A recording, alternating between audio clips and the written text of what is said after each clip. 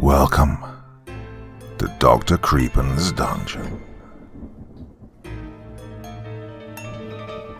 Ah, the city, urban life. Doesn't it make you feel just so safe, surrounded by other human beings? Well, maybe you should rethink this, given what happens in tonight's two stories. Now, as ever before we begin, a word of caution. Tonight's stories may contain strong language as well as descriptions of violence and horrific imagery. Now, if that sounds like your kind of thing, then let's begin. I wasn't a dumbass like so many other punks my age. I'd managed to avoid juvie, though not foster parents. I had no say in the latter. I wasn't born into tragedy or a broken home, just normal folks who lived and worked in the big city. They also died in that city in an apartment fire. So the tragedy and broken home hadn't come until I was 11. Real shame. They were nice people, and no, I didn't have a hand in it. I was riding bikes down at the local park with some of my friends. We all hooped and yelled as the fire trucks and ambulances rolled by the playground. Then another group of them passed. It was something big. One of my friends pointed toward the area where my home was, and at the black billowing column of smoke that rose in the clear, early summer sky. Other buildings obscured a direct view, but the direction he pointed was about right for the apartment complex where I lived. I looked over my shoulder. Can't be. Close, but no way. Bet Mum and Dad have a great view, though. I tried to convince myself. After a short discussion, we decided to ride down to see for ourselves. Several of us lived at the same apartment complex, and we eyed one another in concern. One of the boys said, excitedly, "Maybe it's a school." The rest of us cheered, but I already knew better. I had that sensation of my heart sinking in my chest until it fluttered feebly rather than beat its normal, solid rhythm. This was about to be the worst day of my life, so far. But hey, I was only 11 and a half. Many years ahead, right? As we got closer, I tore out ahead of the rest, my legs pumping the pedals as hard as I could. The entire building was engulfed. There were several residents standing around, some in shock, some craning for a view into the dark orange flames and black, oh, so black smoke. I looked and called for my folks. When I didn't see them, I started to run toward the building, but one of the neighbors, an older man, Mr. Gosling, grabbed me. "Stop, Robbie. You can't do anything there but get hurt." I strained for a moment, but then collapsed back against him. Maybe they weren't inside. Maybe they'd gone out, I thought desperately, looking for an escape from the horrid reality before my senses. Mr. Gosling patted my shoulder. "You're safe, Robbie. We'll just have to wait and see. I'm sure your parents are safe too. I'll wait with you. Well, the rest of it's just stuff. It's lives that matter." I don't think I ever really thanked him for that. He was a nice old man, retired from the army, always polite to Mum. Well, they weren't safe. No one had been inside that building at 2:36 p.m. that day was. Some kind of gas leak. I never really cared to learn. I only know that it took my folks from me. The rest of that day, and many to follow, were a blur. The survivors, refugees, were put into a shelter. I was a juvenile, but with all the mess and it being late on a Saturday, Child Protective Services let Mr. Gosling take responsibility for me and help me find my next of kin. Well, the only ones I knew of were an aunt and an uncle on my mum's side, her sister. Dad's folks were dead, and he was an only child. Mum's lived across the country, and we heard from them only on birthdays and holidays. So, I ended up with Aunt Tabitha and Uncle James, at least for the summer. They decided that they just couldn't take care of a mopey, sometimes angry tween, and just after the funeral, my faraway grandparents had gone silent and remained far away and unreachable. So I entered the loving arms of the government by way of the good folks at CPS. I know. You expect me to relate horror stories of abusive foster parents and give excuses for why I turned out to be such a turd. Yeah, in a sing-song, pathetic falsetto. I was put through an uncaring system and treated savagely. Yeah, it's not my fault that I now steal and transport drugs. Well, no. My parents were good people and raised me to pity victims rather than to be one. Besides, most of the fosters were okay, despite being involved with the government. I was the one who caused the problems. I did everything I could to keep each of them at a distance from day one. My stays usually lasted around 6 months. The ones that went longer had to do with CPS having to find fosters who were willing to take on a problem child. Most of them just wanted the extra income that the state paid for being, as their advertisements claimed, caring foster parents for children in need. Well, that didn't make them bad people, but I never stayed in a mansion or even a nice suburb. I didn't care. I didn't need anyone. I could take care of myself. Developed a detachment for possessing material goods once all of mine had been instantly destroyed. Yet I enjoyed the finer things and having them, at least temporarily, until I could find a direct buyer or a fence. I think that the loss of my personal property caused me to lose empathy regarding things. I just didn't value property. Why should anyone else? That made it easier to steal, and it was, after all, just stuff, as Mr. Gosling had said. It was hard at first to turn over items for a profit, but I learned. I also learned not to steal from fosters unless I was ready to kick rocks. I didn't get into dope or booze. I'd lived around enough rough neighborhoods to see what it did to people. However, I had picked up some friends who were dealers and not averse to teaching a juvie how to hold for them and later to transport. By age 17, I still rode bikes and I wasn't scared of much. Losing all the people for whom you truly care can free one from most fear. What's left? My life. What adolescent truly values his life? It's why the military hire teens. No decent sense of self-preservation.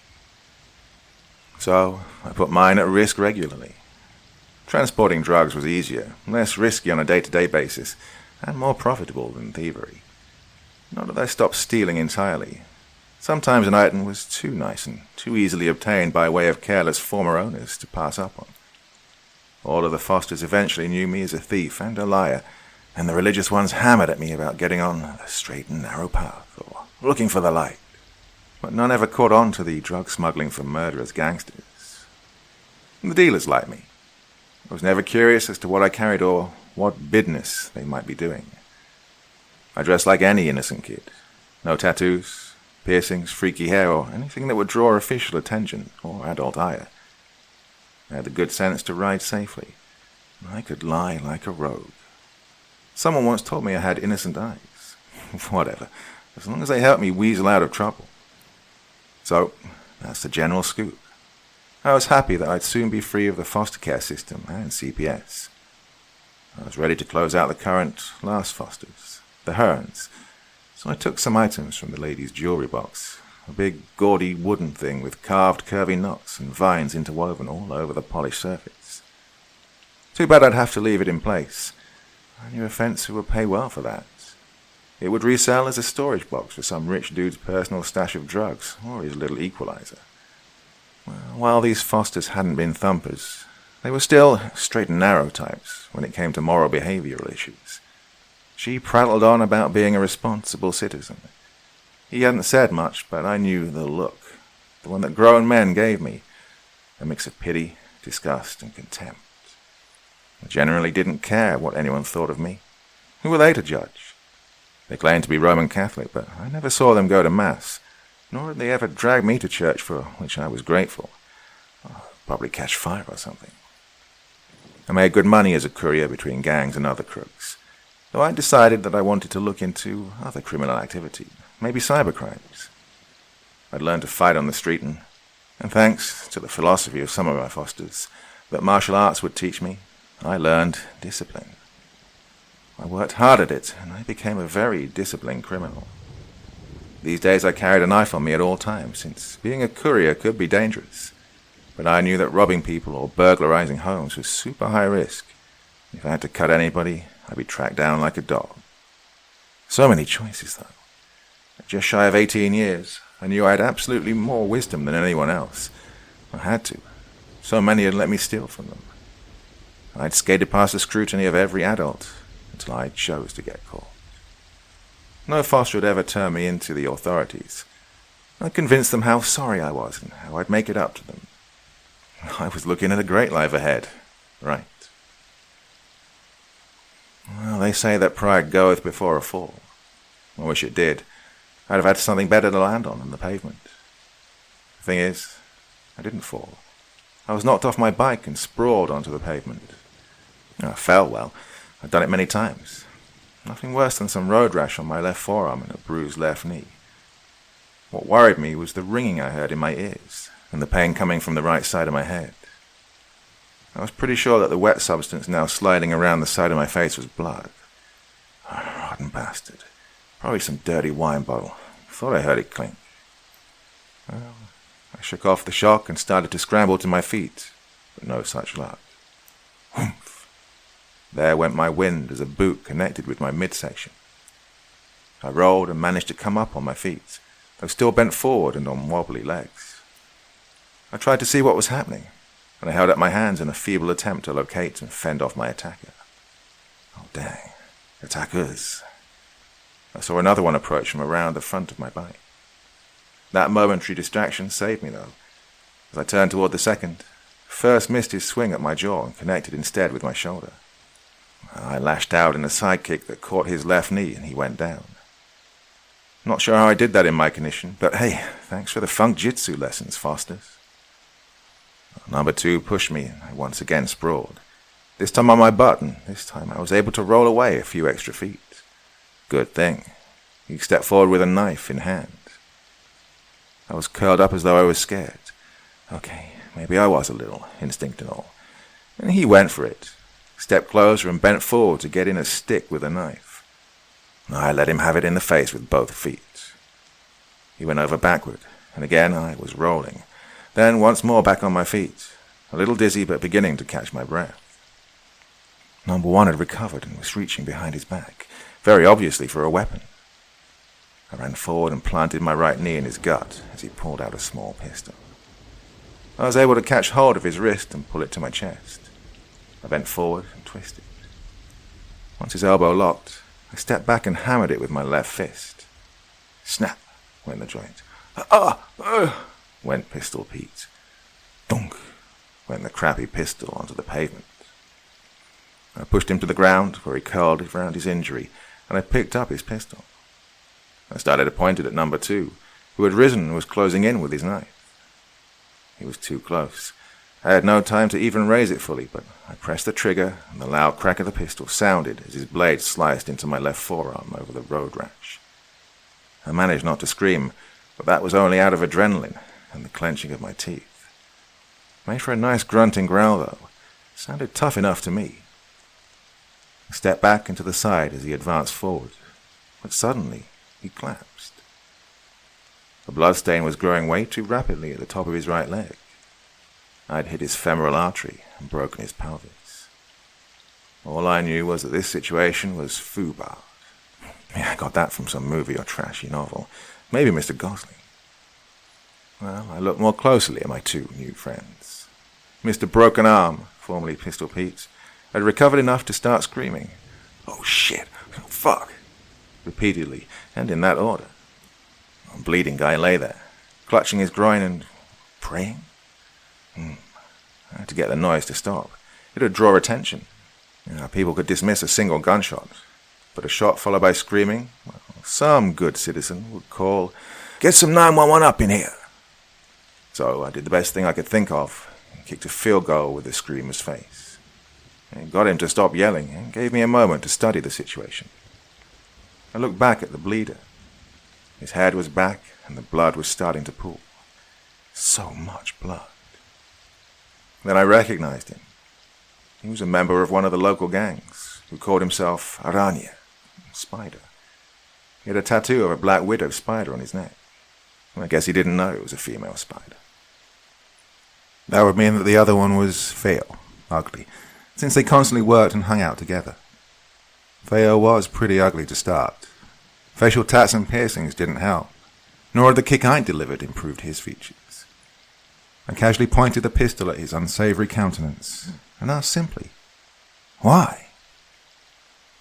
He leaned forward, clutching at his arm, spat out a tooth, and lisped. "Oh, you dead, motherfucker. We were just gonna give you a beatdown. Oh, you fucked up, though. Now you gonna be dead." I just continued to gaze, and I flicked the muzzle of the pistol upward to encourage him to answer my question. "Jagger says your last load was light. You get beat down 'cause it's your first problem. And Sonny and he crew are gonna be dead. Now you dead too." Surprisingly, that's all the explanation I needed. Jaguar was the leader of Theo's branch of whatever trashy gang, and Sonny was the leader of another trashy gang that supplied drugs and other criminal necessities to other gangs. I'd delivered for Sonny for a few days past, and he or one of his thugs had hosed me when they hosed Jaguar. For that matter, Jaguar's turds may have hosed me. This was going to be bad for business. I didn't care if the gangs warred and killed one another, but that meant no regular business for a courier until it was straightened out and the relative peace was restored. Money was the primary motivation for criminal gangs, but they had to have street cred. A non-fatal hit on Sony or dusting a few low-level associates would be enough to satisfy what passed for honor and allow for a parley, as long as no one who mattered was dead. That's when I heard Arania's death rattle. Well, I'd heard one before, when a foster's elderly relative died while we visited her in hospital. Foo, bah. I didn't even look, just picked up my bike and flew. "Yeah, run, mother. You're still gonna die," Theo screeched as I pedaled for my life, literally for my life. I pumped the pedals furiously and headed in the same direction I'd been going. I still had a delivery to make, and it was to a party that was linked to neither Jaguar nor Sony. I know it's crazy, but when things go sideways, some odd notions pop up into the old melon. As I rode as hard as I could, I thought about what to do. Get rid of the gun? Might be handy to have it for protection, but I didn't like risking gun charges. After the delivery, where should I go? Should I warn Sony and crew? I didn't like to get that involved, and I certainly didn't want to take sides. I'd lose all my business. What would I do about Arania? Chances were that Jaguar's group would dispose of him unless they thought a gang funeral was in their best interests. Didn't have to worry too much that anyone would tell the police. They'd rather take care of it on their own. I should have offed Theo and figured out a way to dump both bodies. I'd have had that junky odd ride with the stereo system and super bright headlights that were worth more than the car itself to haul away their carcasses. Foo, bar. I'd likely have to blow town, but I needed to be clear of the Fosters and 18, so CPS didn't label me a runaway. Still a few weeks to go. Right, I'll keep the gun for now, but I needed to check the load and condition. Likely Theo wouldn't have taken care of the thing. Right. Just a glitch or two. All I had to do was stay alive and avoid Jaguar's bunch for a while. Probably Sony's too, in case they wanted a scapegoat. Note to self. If I ever become a gang leader, pick a better hander than Jaguar or Sony. Maybe I could keep my current one. I made it to my delivery location and almost missed my contact in the dark and at my considerable speed. Elle looked at me oddly. "What up, Coyote? You look like shit, dude." And that's when I realized I was exhausted from my mad ride, and the sweat and blood on the side of my head must have looked pretty nasty. My arm must have looked even worse. No wonder no one else had accosted me.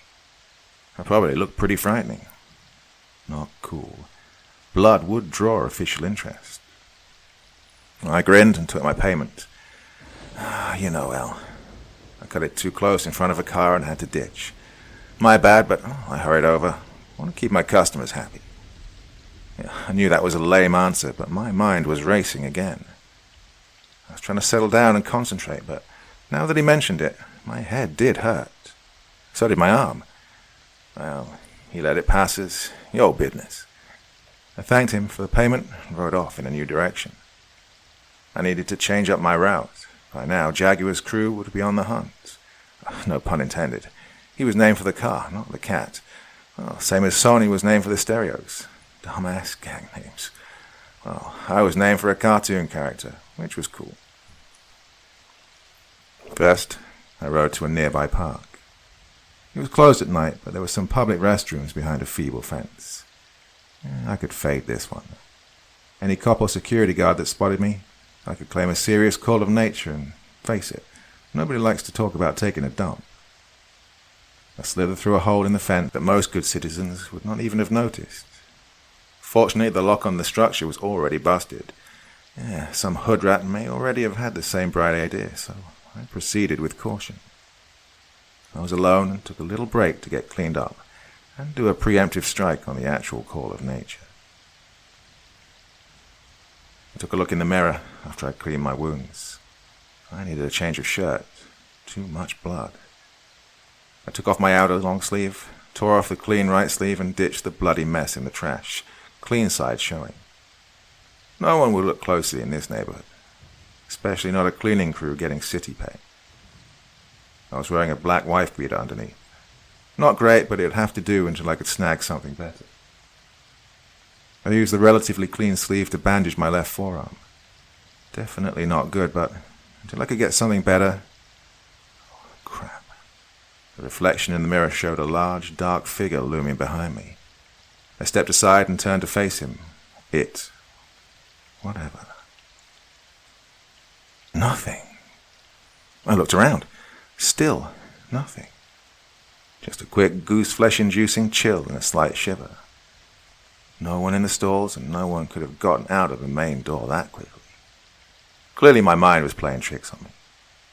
I fled the facilities and resumed my ride. I knew of a thrift store nearby where there were donation bins on the side of the building. Maybe I could get a shirt or jacket or something. Well, I didn't dare go into the local Wally World store.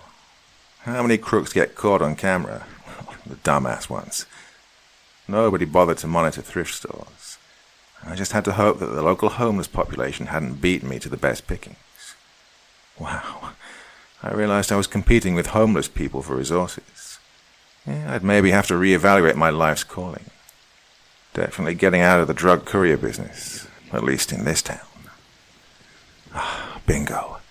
Found a faded but serviceable long-sleeve work shirt in the bin. Things were looking up again. As I donned my new apparel, I thought I saw something move inside the shadows cast by the bin from the parking lot lights that were, amazingly, working. Maybe a dog or cat, but it seemed bigger. There had definitely been scratching noises from claws on asphalt. I felt a cold shiver. I was giving myself the creeps for no reason. Well, sure, I killed someone and had a pack of gangsters after my blood. Gangsters known for their torture skills. Still, no reason to get freaked out. There were no large shadow figures on my trail, just my rattled, wine-bottle-bashed brain playing tricks. I stopped at a nearby convenience store to get a drink and an energy bar.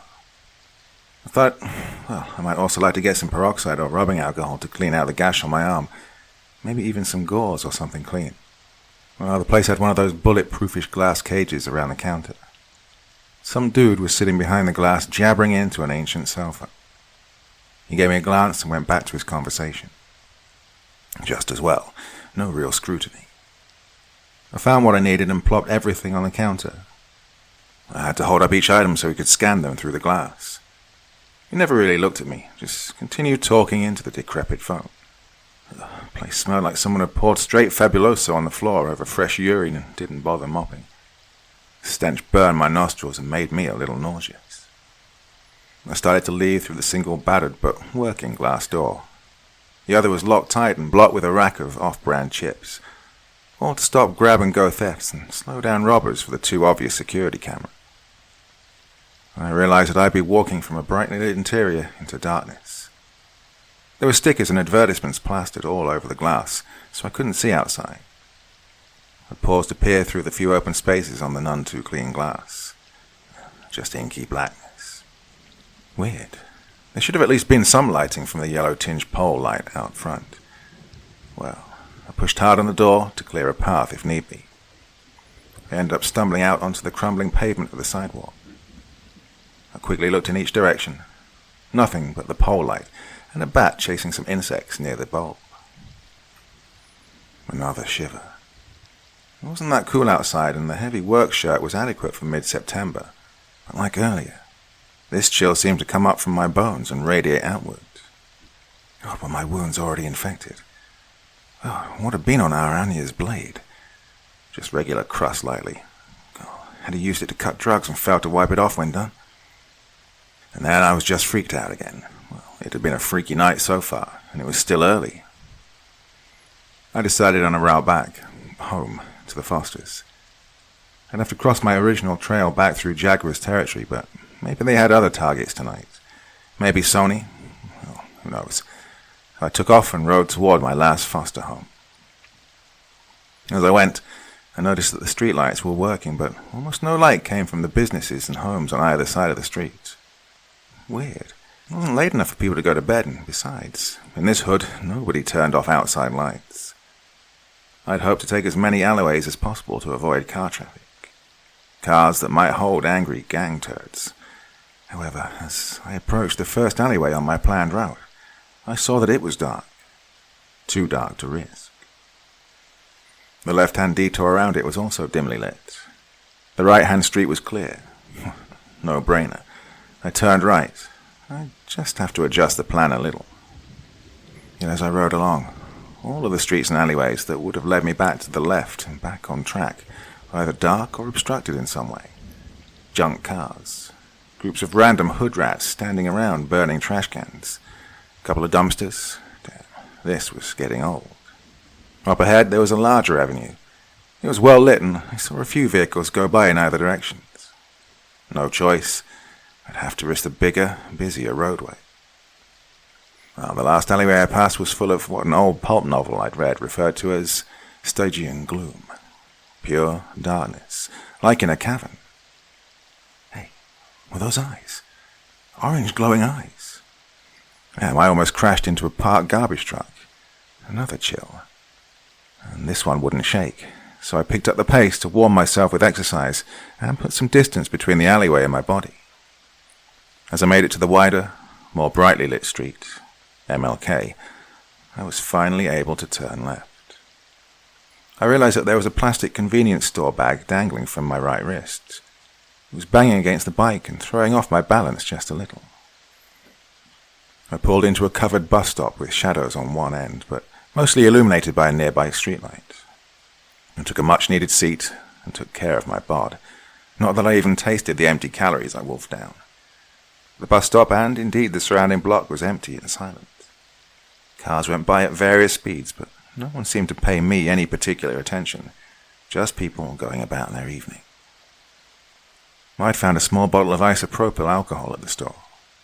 I doused the wounds and the cheap gauze bandage I procured, then wrapped and taped my arm. Damn, it stung like crazy, but it smelled good and made my arm feel warm. I used a little more to douse the cut on the side of my head. Just a pressure cut, but it was over a major goose egg lump that was painful to touch. I used a citrus-tasting energy drink to wash down a couple of painkillers, then gobbled up a candy bar to chase down the chips I'd already finished. Well, the crappy store hadn't had any energy bars. God, what a dump. Junk food aside, I was feeling pretty satisfied that I'd handled my crisis and prepared to get back on the bike, when I noticed that not only were there no people around, there was nothing living. No strays, no rats, no bats, not even any bugs, except for the sounds of autos and the occasional dum dum dum dum from the bass on their stereos. Nothing. Then the chill came rising up from my bones once more, and the shadows began to deepen and seemed to expand towards me.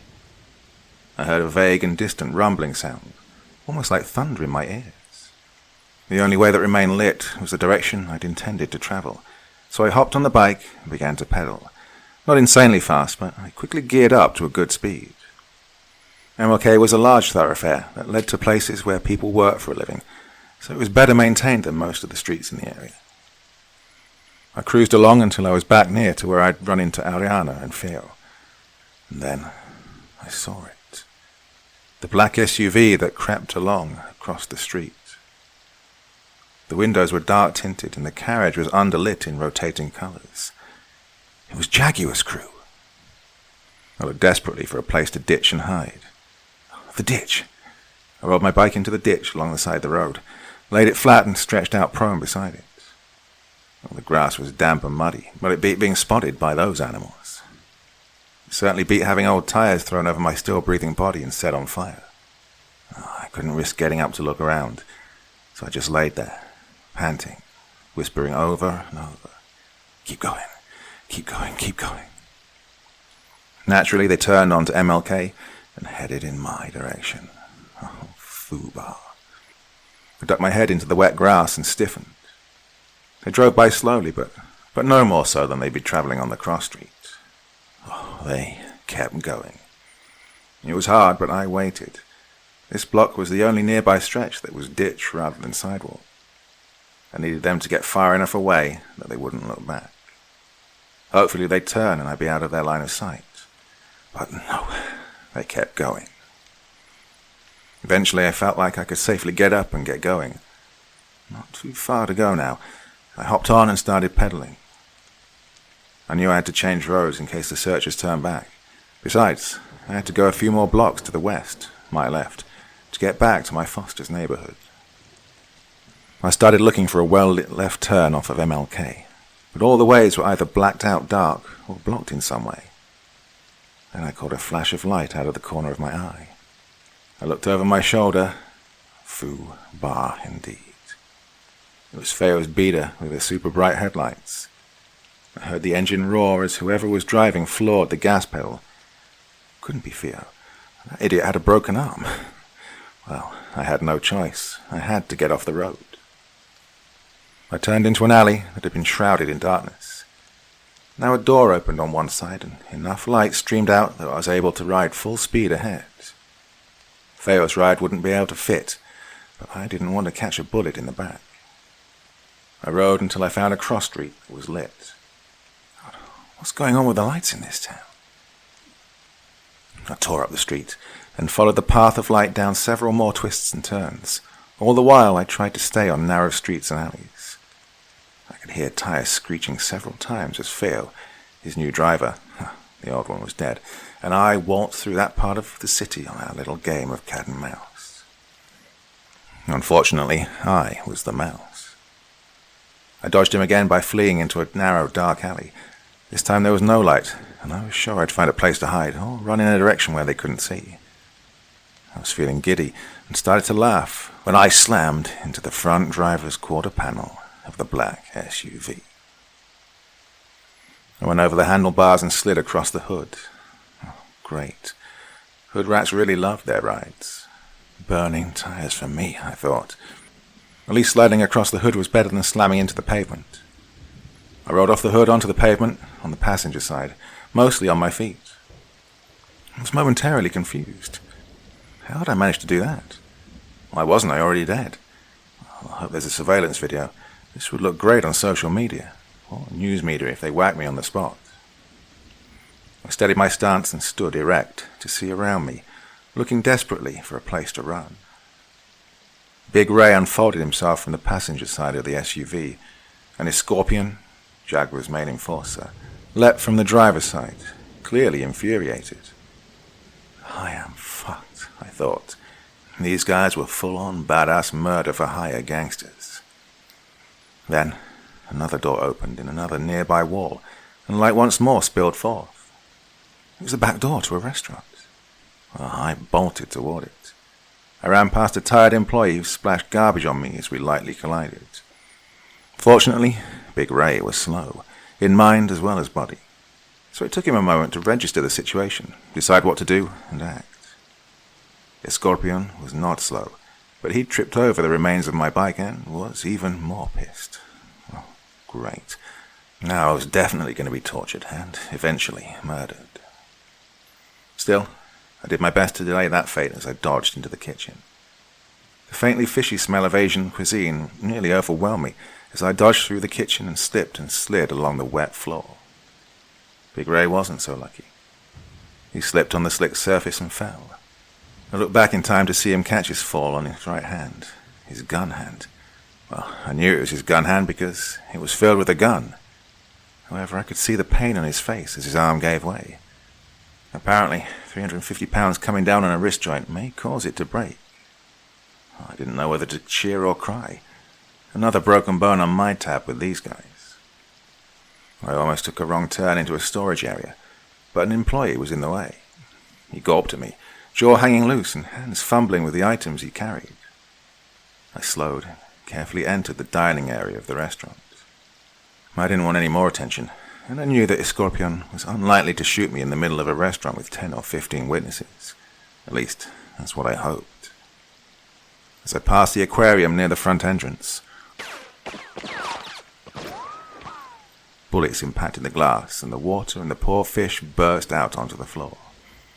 Better them than me, I thought, as I ducked and scampered around the front wall and out of the front door. The Scorpion hadn't needed to chase me into the dining area. He'd simply stopped at the kitchen doorway and sent bullets to do his work. I ran out onto the sidewalk. The light was better to my right, so I took off in that direction. I didn't care where I was going, just away from the bullets and murderous thugs. I expected either Escorpion or Theo to run over me at any moment. I took a few more turns and finally had to slow to catch my breath. I was no runner.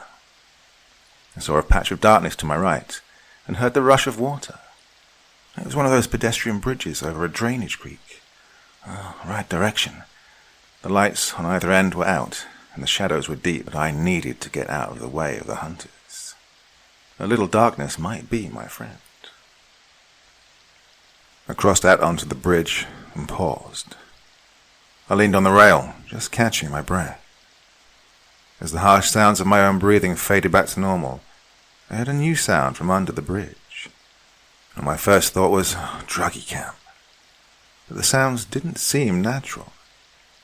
The chill came into me and stayed in my bones. I heard wet, slavering noises coming from just over the edge of the rail, a heavy panting and an intake of breath into enormous lungs. The drop-off was a good 12 or more feet to the water in the creek, yet the head that rose in the darkness to gaze at me from just under the rail was clearly attached to a body that stood in the water. The heavy, slime-covered hand that reached over the rail from the darkness, the hand with the foot-long razor claws, was there to finish the job that Jaguar's turds were unable to do. I backed against the opposite rail, as though those few feet would make a difference to this gargantuan beast. No place to flee. Freezing was out of the question. Fight! I had a knife. No, I had a gun. I had no time to curse myself for not checking the thing earlier, but it was now time to do or die. Fortunately, the monster was in no hurry, and although its blazing orange-yellow eyes reached to just below the rail, it had to awkwardly reach over it, like a small child reaching onto a counter to find a cookie. Huge, but not huge enough. Maybe short arms. Hard to tell with a blacker-than-black monster against a very dark backdrop. Probably not too bright either, I thought smugly as I pulled the pistol from my pocket. I pointed at the eyes and started blazing away at the thing. Damn, an actual troll from under a bridge. Well, my mind insanely gibbered as I fired the 5 remaining rounds into the lump of the face. 6 rounds between those and the one that had taken out Ariania. Damn, the magazine would have held 13. Theo is truly a dumbass. I was now out of rounds, and my sanity was soon to empty from my mind as the rounds had from the pistol. The hand that pulled back over the rail to shield what passed for a face on that thing. I flung the pistol over the rail in between where the eyes of the beast had resided. I heard the wet slap as it struck, followed by a splash as the water absorbed and obscured that little piece of evidence. The sounds were probably my imagination, as I was already at the far end of the bridge and beating feet towards the next working streetlight, my ears ringing from the gunshots. I again slowed to a walk after a few more turns. The chill had finally faded. I was getting pretty warm. However, I'd figured out what to do. Stay on the path of light. Follow the brightest lights on the pathway home. When I did this, all was well. When I was tempted to look into the shadows, dark figures with fiery eyes stared hatred and menace towards me, and I caught the faint clatter of hooves and hard feet rapidly approaching. I might even have heard hounds baying. Well, I followed the lights, and I was at the edge of my neighborhood. Just a few blocks from home. Yeah, sure, the Fosters, the Hearns. They'd given me a home, and I had just started to appreciate that for the first time in many years. Then the bright headlights blinded me, and the roar of a pair of engines sounded as Theo and his Scorpion closed in from a side street. I was in a brightly lit four-way intersection. Oh, great. So close, but it would end here.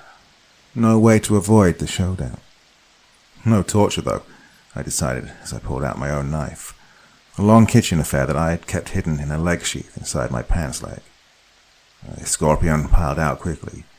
Big Ray rather slowly as he gingerly cradled his right wrist in a makeshift sling. Odd to see such a big man display vulnerability. Theo had picked up a new partner. So much for his brother, Arania. I couldn't recall this guy's name. He looked like a rat that had decided to walk upright, grown to 5'6", and joined a street gang, like Splinter from the Mutant Turtle show. Theo smiled hideously through the new gap in his teeth. I told you, you were gonna die. The Scorpion gritted through his still intact teeth that were grotesquely covered with a gold grill.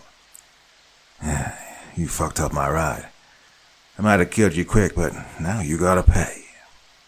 Big Ray just looked pained and serious, but he gripped his pistol in his left hand.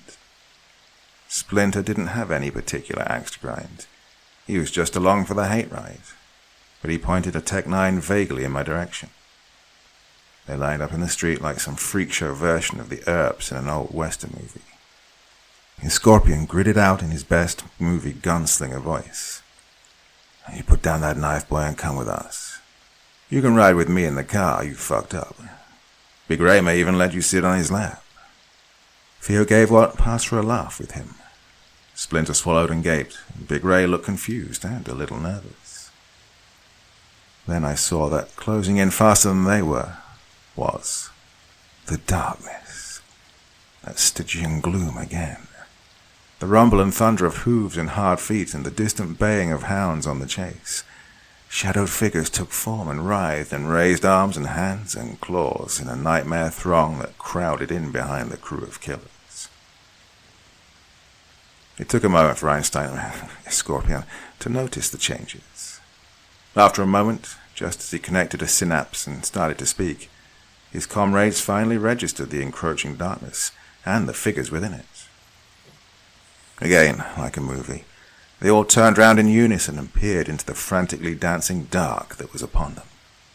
A dark made of hunters from the realm of nightmares, blazing eyes, razor claws, and rows of gnashing teeth, heads crowned with antlers and horns, hard feet and hooves, so many of each, came into focus, and sounds began to emerge from the maelstrom of inky figures.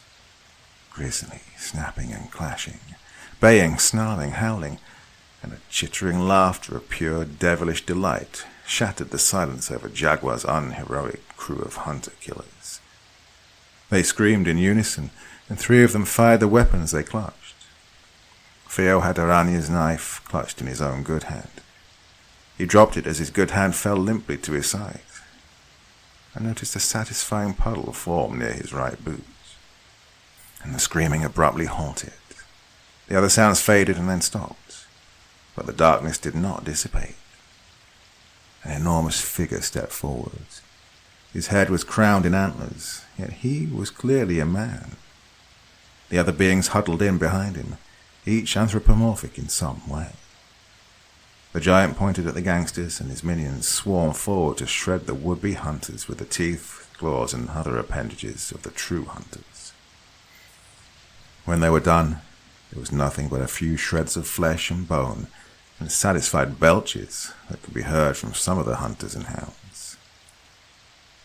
Then the antler-crowned hunter turned his head to face me.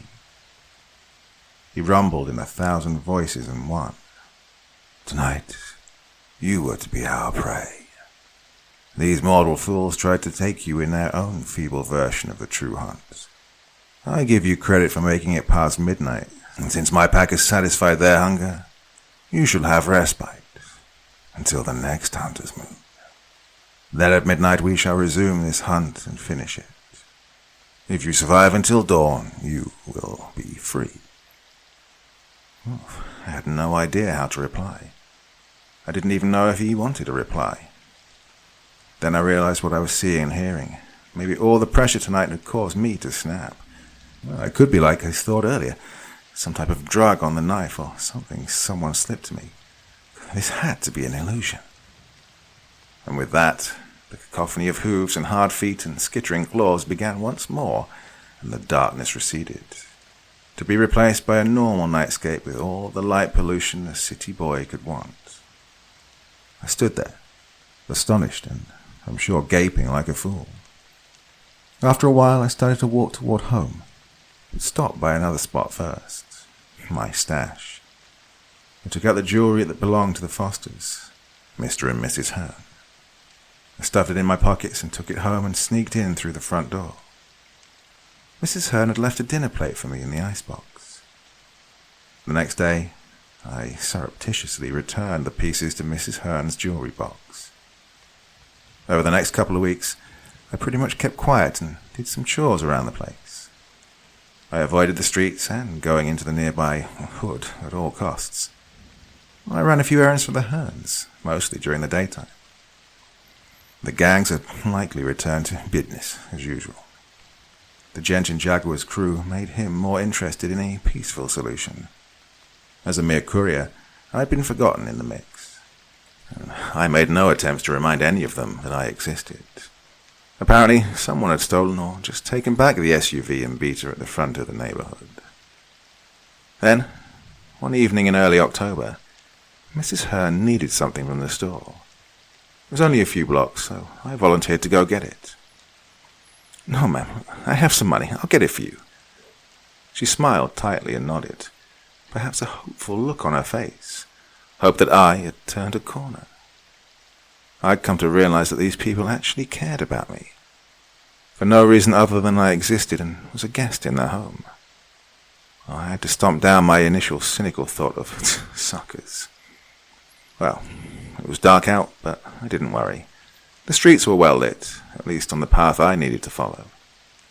I rode my new bike, a high-quality one I'd bought to ride come the next full moon. When I got back, the little house was dark and silent, and I feared the worst. Damn, the monsters, shadow fiends or mortal ones, had decided to take me after all, and had maybe taken or harmed the Hearns first. I crept up the front steps, and as quietly as possible I opened the front door. It was unlocked, which was unusual. Oh, crap, they've already taken them, I thought fearfully as I stepped in and quickly stepped to one side of the door, crouched and prepared. A small group shouted, "Happy birthday!" as the lights came on. Well, I nearly fainted. It was a surprise 18th birthday party. The Hearns and a few of their relatives and friends greeted me. Mr. Hearn took pity at the look on my face, swept me over to the punch bowl and handed me a cup. I hadn't had a birthday party, one that I was ready to appreciate, since my folks had died. I wasn't quite sure how to act, but I managed to get through the ordeal. I think I may even have had just a little, just fun. So, now, here I am sitting in Centennial Park, one foot resting on my dark painted bike. The night's clear, and the air is crisp, if not clean. The clock on my phone display indicates 11:59. I had a small backpack with me, just some things I'd need to keep up the pace for the hopefully long night ahead. I'd seriously considered just going down to the army recruiter like Mr. Gosling had so many years previously. Maybe the hunt wouldn't follow me that far. Yet, I had to see first. I had to know for sure that the hunters were just in my mind. Something else had surely happened that night a month ago. Maybe I'd outrun the turds and simply imagined the final confrontation. Maybe they caught me and I was in a coma dream. Maybe I'd just freaked out and lost my mind. Then, I heard something in the distance. A rumble, and then the thunder of hooves and hard feet, and the baying of hounds coming towards me through the scant trees of the city park. Time to ride.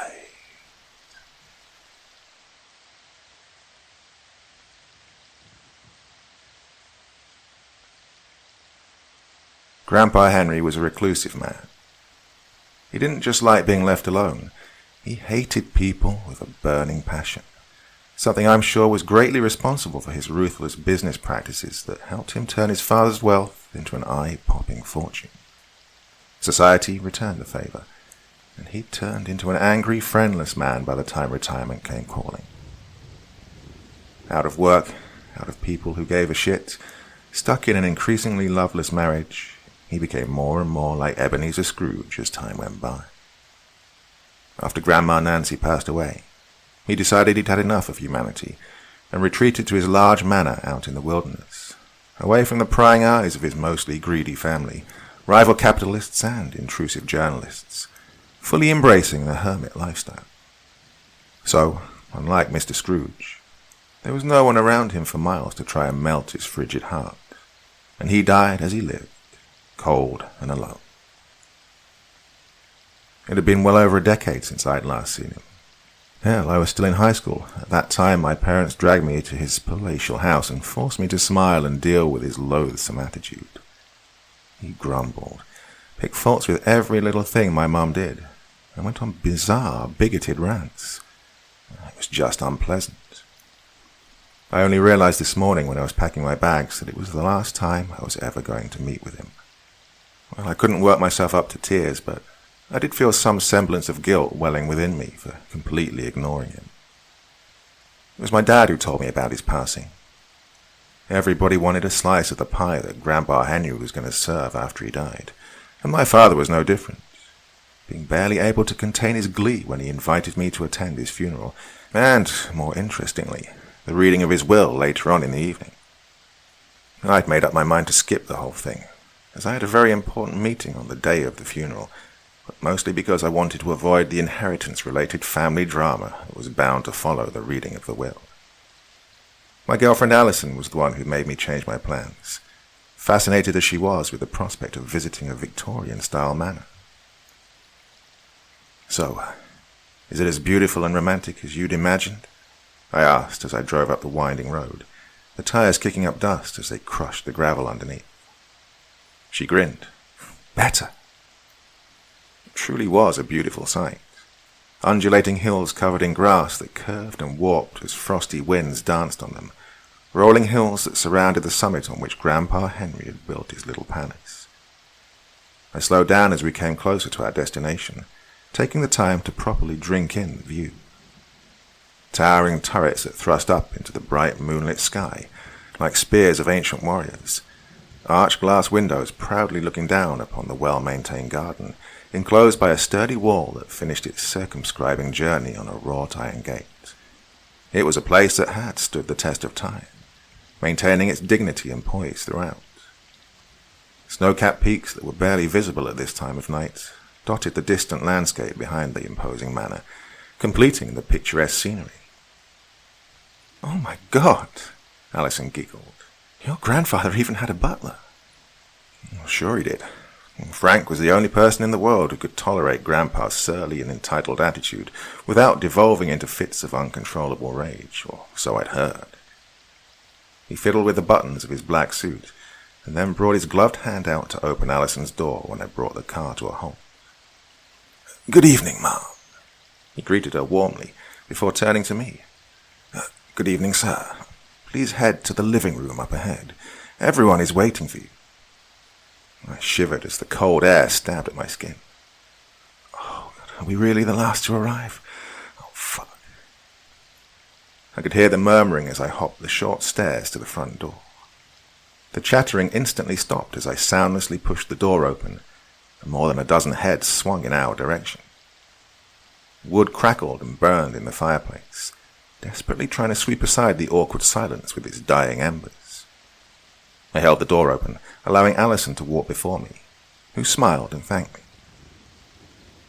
"Well, well, well. Looks like the prodigal son has arrived. Finally decided to join us vultures, have you?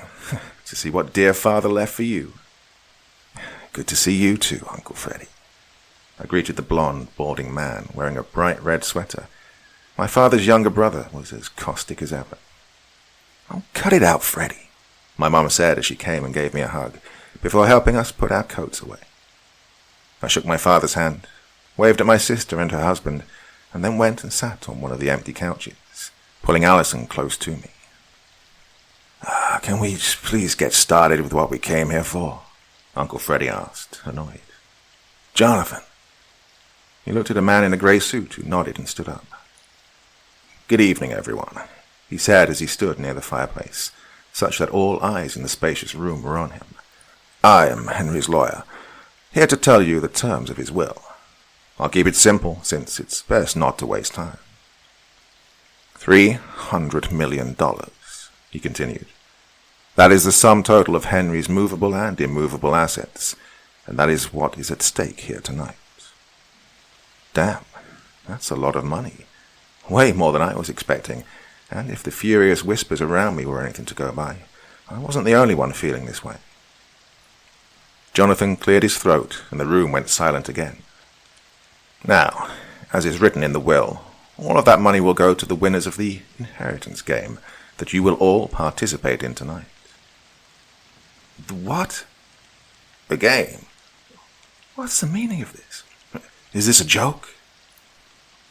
The voices rose, with everyone shouting to make themselves heard over the din, which in turn got even louder, increasingly sounding like the buzzing of a giant nest of bees that someone had chucked a stone at.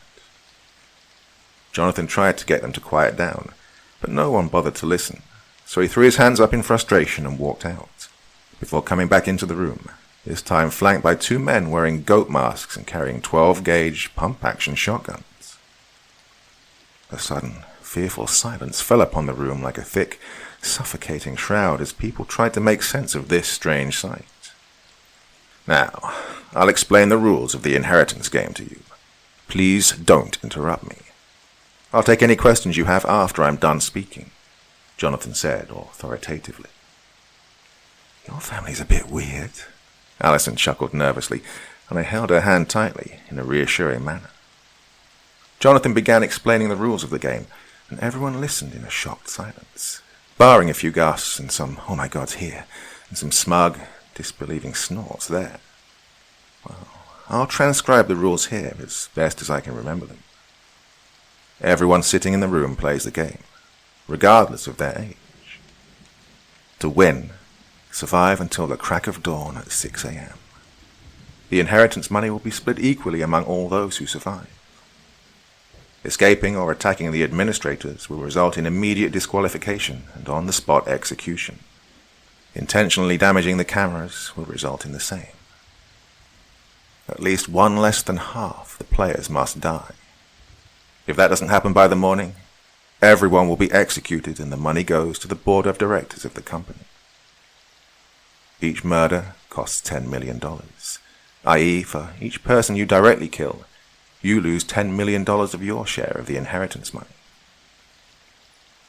Weapons can be bought from the inventory shack near the swimming pool in the backyard, using the inheritance money. Caution. If the amount of money you've spent or lost exceeds the share of the inheritance you'll receive if you survive, then you too shall be executed.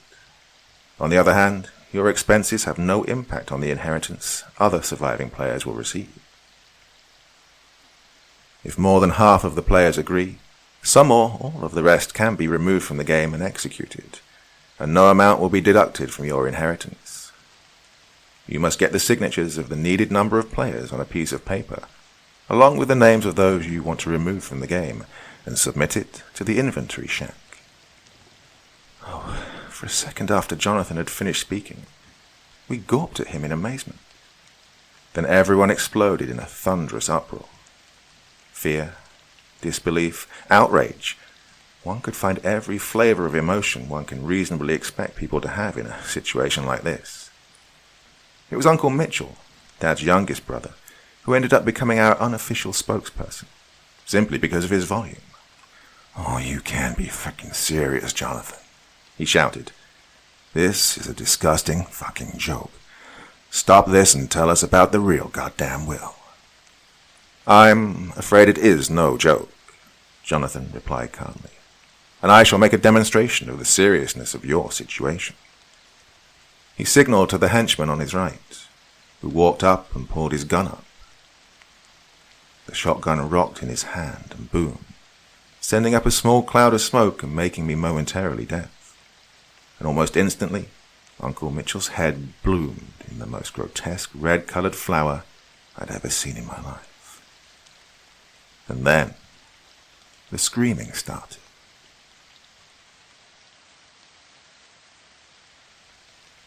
I think I must have been around 10 years old when I went out and bought a copy of the 1987 RoboCop movie and sneakily watched it along with my sister Paddy when our parents weren't home. Well, that was the start of my obsession with blood and gore. I devoured every R-rated film that I could get my hands on, not caring how trash the movie actually was. As long as there was visceral, gut-churning violence, well, I was game. I guess what I'm trying to say is that I thought I had a strong stomach for this kind of stuff, but I was wrong. Nothing prepares you for the real thing.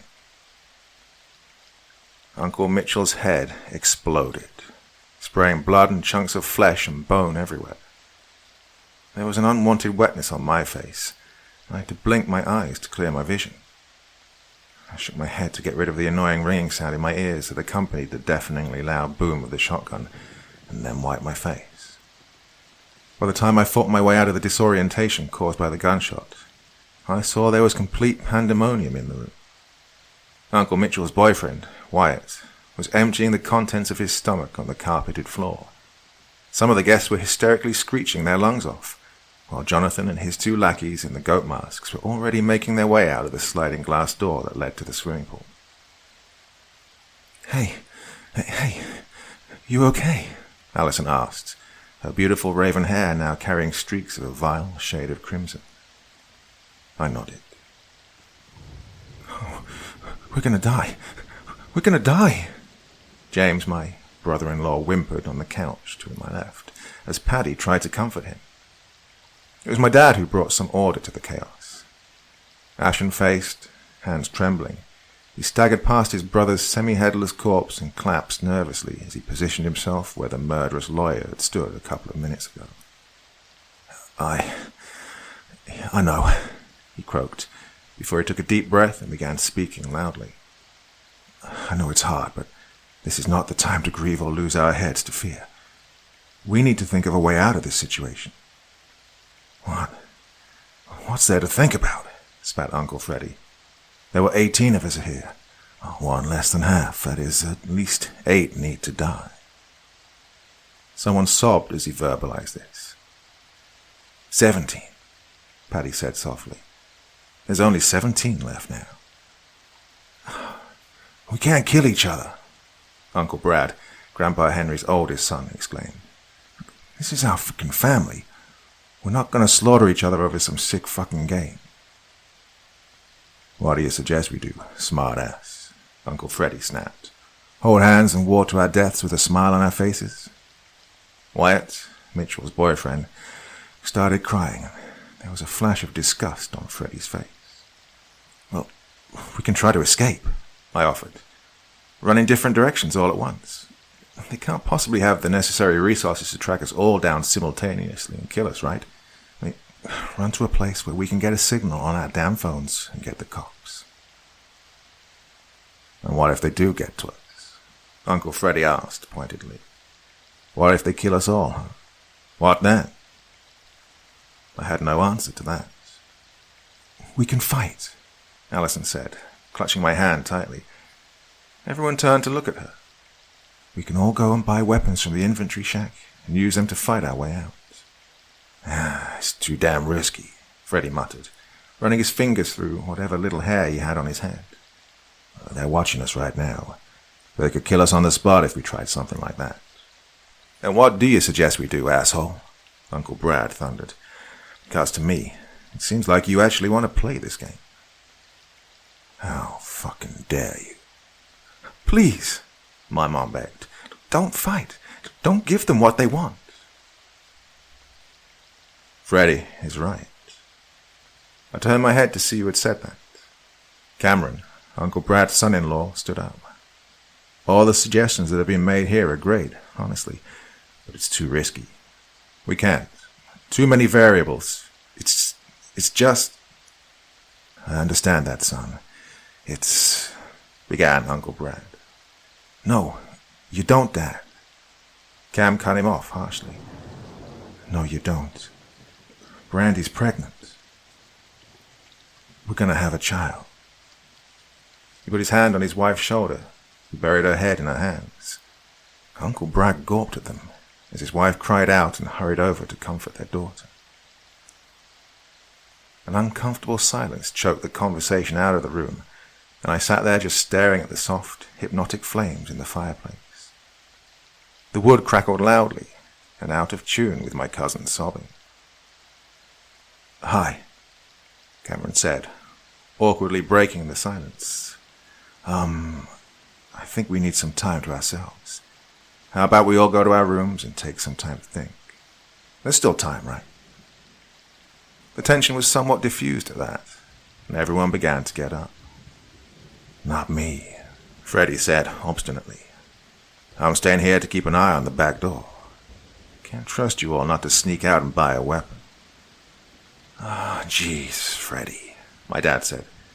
"No one here is going to betray our family." "You can't fucking know that." "Yes, I do.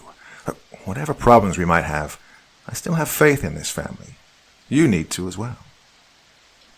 He didn't look like he was going to be convinced, but one stern "Freddie" from his wife, and he reluctantly quit his grumbling and stomped upstairs to his bedroom. The room that was assigned to us was on the ground floor itself. I was listlessly walking towards it when Allison pulled my hand and dragged me off to the kitchen. I looked at her, confused, as she furiously started digging through the various drawers. "What are you doing?" I asked. "Looking," she replied, as she stood on her toes to look at the mostly empty shelves. "All the knives have gone. There's nothing here that can be used as a weapon." "Jesus, Allie." She jogged over to the stove and turned it on. "Oh, wow. This works. Why? I mean, a gas explosion would threaten the administrators too." "Allie, what are you doing?" She stopped searching, then came over and hugged me. "I'm sorry. I was the one who forced you to come here." I wiped her tears away. "It's okay. Let's just focus on surviving, yeah?" She nodded. "Besides, Victorian mansions and murder mysteries have a very ancient relationship, so we can't be exactly surprised that this happened, right?" She chuckled and buried her head in my chest. "Okay," she said a couple of seconds later. "Give me a brief overview of your family. You know, who's who and all that jazz." I raised my eyebrow. "Just to know who can potentially vote us off the island."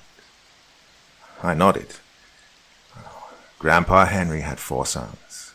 There's Uncle Brad, his wife, and their 2 daughters. Both married, including Brandy, who just announced her pregnancy. Then comes my father. 2 children, me and Patty. Then Uncle Freddie. He has 1 son, Vincent, who came here with his boyfriend. And lastly was Uncle Mitchell and his boyfriend Wyatt. "So there's 4 smaller families in this large one?" she asked.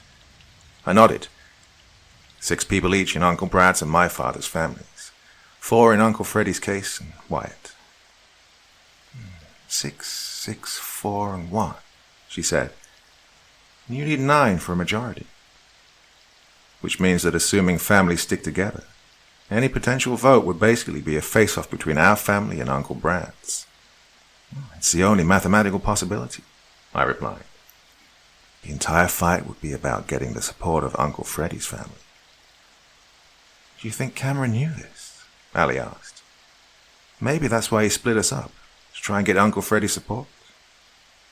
My eyes widened at the thought. "Oh, fuck. What do we do?" "Let's take this one step at a time. Who do you think Uncle Freddie will side with?" I shook my head. "I don't know. I mean, he hated Uncle Mitchell. Thought that he was the one responsible for turning Vincent, his son, gay. So he'll avoid siding with whichever group has Wyatt. But, Vincent owes a lot to Uncle Mitchell and Wyatt," I added. "Well, they'd supported him when Freddie threatened to disown him for his sexuality. He wouldn't vote to kill Wyatt off that easily." "So, if we get Wyatt and Vincent along with his boyfriend on our side, we'd have 9 members," Allison stated. Holy fuck, Allie. Are you really suggesting that we kill them off? No, she said loudly, and then lowered her voice. No, but we can't force a stalemate.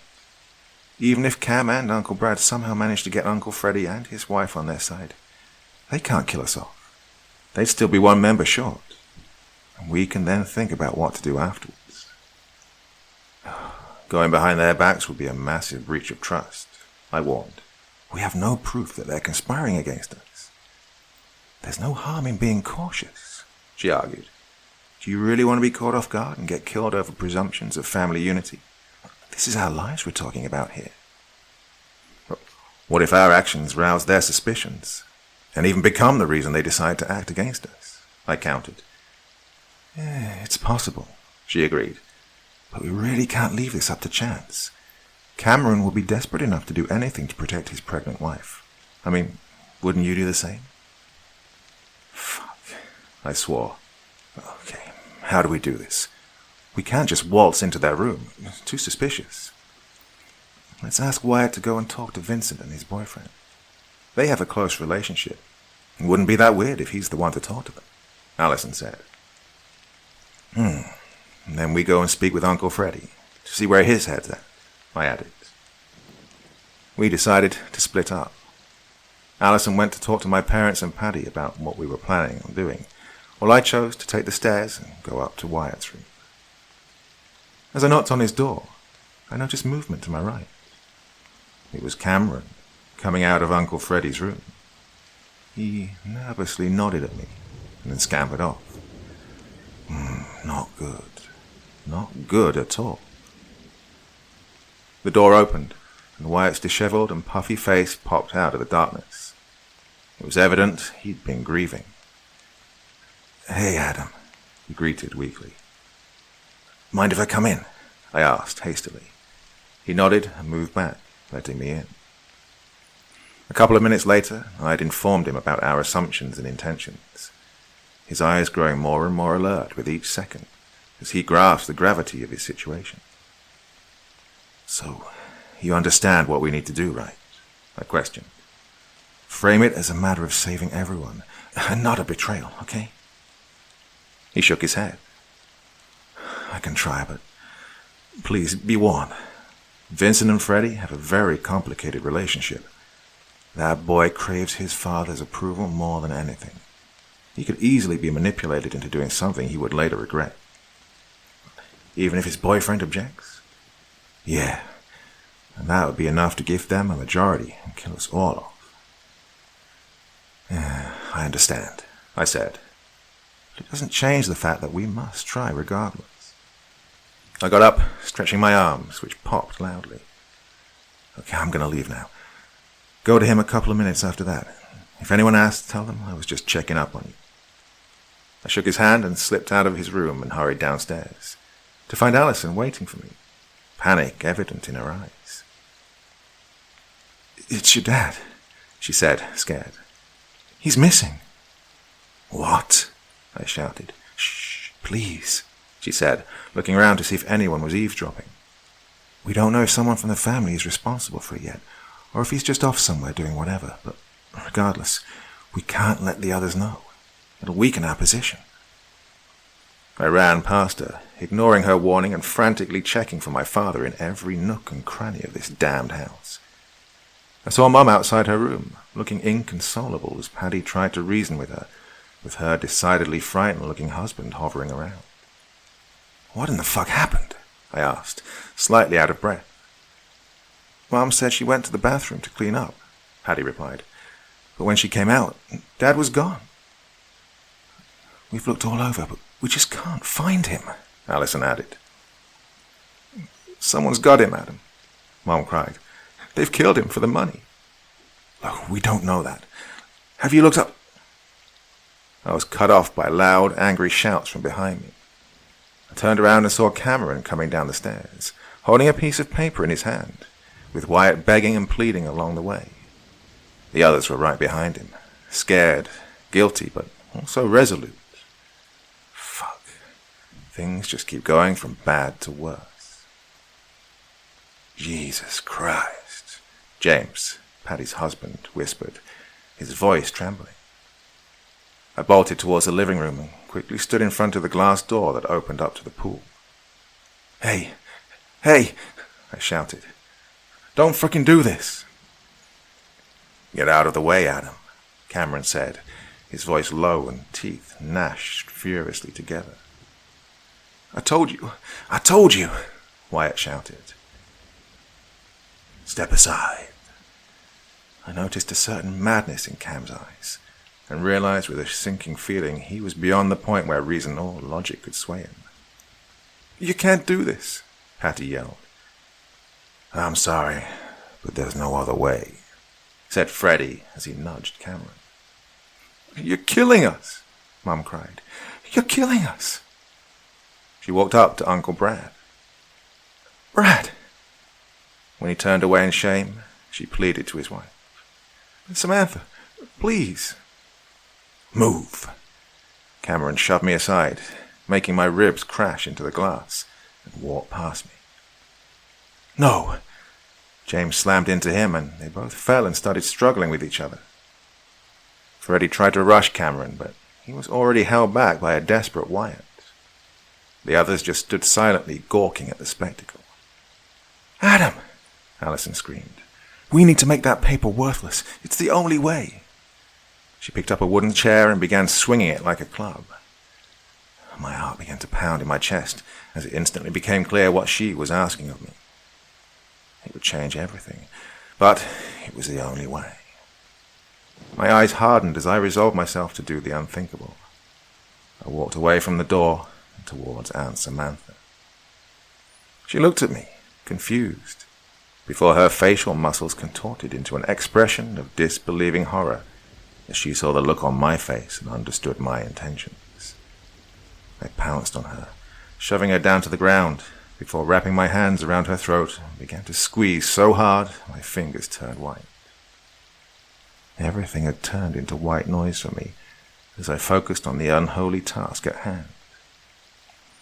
It was a marvel that no one dragged me off her.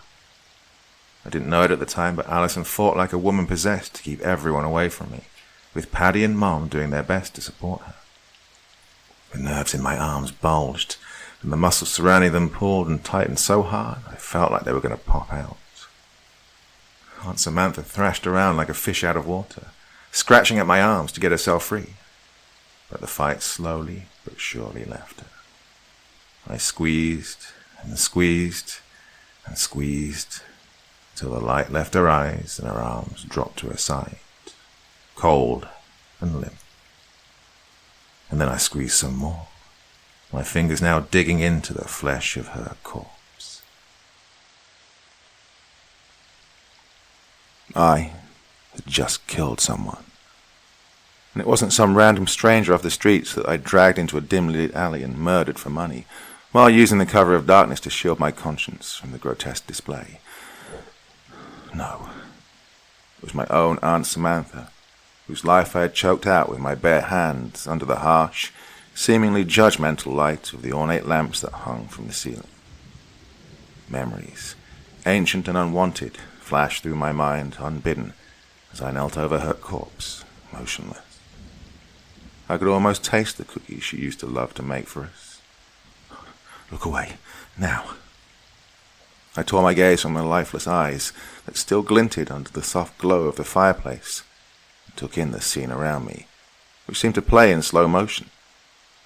Allison was hovering around me protectively, brandishing a mangled, blood-stained chair as a weapon, while roaring like a lioness protecting her cubs as she and an exhausted Wyatt tried to fend off Uncle Brad, whose sharp blue eyes were filled with a sort of anguish I had never seen in my life, hinting at the deep wound I had inflicted on his very soul. I averted my own eyes quickly, before the guilt could successfully rip my mind to pieces. Uncle Freddie was sprawled on the ground nearby, unconscious, with blood gushing out of a gash on his forehead, ruining the expensive rug underneath.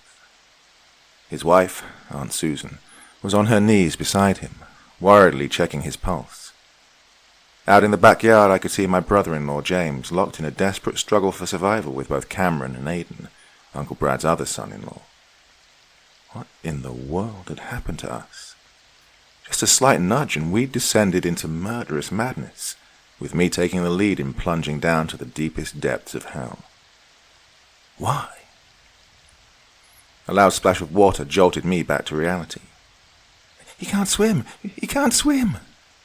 A feminine scream from upstairs dashed down at us after James sent Cameron flying into the pool with a solid kick to the chest. Aidan wasted no time and dove in after him.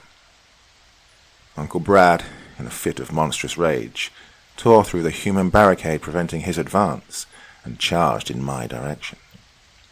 I scampered off to the side, terrified more at the prospect of what I could potentially do to the grieving man than anything else, but I needn't have worried. He didn't come for me, but cradled his wife's head in his lap and sobbed uncontrollably.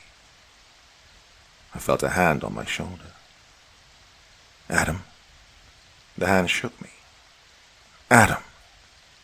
It was Wyatt, looking at me wide-eyed. "It's not over," he whispered furiously. "Galen didn't vote, but everyone else did. And now they outnumber us by 1. We have to do something." My eyes quickly swept the surroundings once again, and sure enough, Vincent and his boyfriend Galen were nowhere to be seen. "Now, Adam." Wyatt's voice trembled. "That paper could still kill us." "Understood." I nodded as I got onto my feet gingerly. "Allison, get our people out of here. I'm going to be right back." Our people? When had my subconscious become comfortable with that distinction? My feet were moving before I even realized it. I bolted out the open glass door, the chilly mountain breeze crawling up my spine. I stumbled as I skidded on the slippery floor outside, but swiftly regained my balance and went running past the people huddled in a corner near the pool. "He's going to the shack!" Brenda, Uncle Brad's other daughter, shouted. "Stop him!" But I was already upon the small brick-and-mortar guest house that had been renamed by our tormentors as the Inventory Shack. I nudged the door open, and bright white light came pouring out on the tiled floor underneath my feet, casually overpowering the weak moonlight already present there. I took a deep breath and stepped in. They'd hung a black cloth across the room, effectively splitting it into 2. The only thing on my side was a chair and a table, and Frank, Grandpa Henry's butler, was sitting on the former. I turned to my left and stared down the barrel of a shotgun. "Frank," I said accusingly. "Good evening, Master Adam," he said jovially. "Congratulations on being the first one to arrive at the Inventory Shack. How can I help you?" "Well, you can start by asking this son of a goat-frickin' whore to quit pointing a gun at me," I spat as I looked venomously at this masked asshole. "A necessary precaution," he replied, dismissively waving his hand. "So, you're interested in purchasing something?" He offered what looked like a menu of a high-end restaurant to me. I skimmed through it, noticing it listed guns and their prices. "Just give me a shotgun," I snapped, tossing the menu down on the table. "Which one?" "I'll take whatever the chef recommends." He nodded and then clapped his hands. Moments later, another scumbag in a goat mask walked out from behind the curtain holding a sleek black shotgun in his hand. "This is the Mossberg 500, said Frank. "It holds 5 shells. If you count the one in the chamber, that's 6 shots without reloading." I walked forward to take the gun. "That'll be $100 million. Jesus Christ. Happy hunting," Frank added with a smile as I walked out of the shack, now $110 million down, ready to stain my soul with the blood of some more family members. Aidan had successfully rescued Cameron and was now performing CPR on him. I felt a painful tightening in my chest as I realized I was going to make all his efforts useless. Brenda shrieked when she saw me. "He's got a gun! Aidan, come on! We have to go! Please!"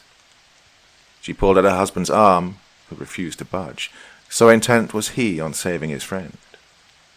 I got closer, my footsteps now echoing off the floor. "Adam, please!" she begged. "Don't do this." She looked at her husband again. "Aiden, let's go." I cocked my head and looked inside the house, only to see Uncle Brad and the others scurrying in different directions. My actions had caused total chaos.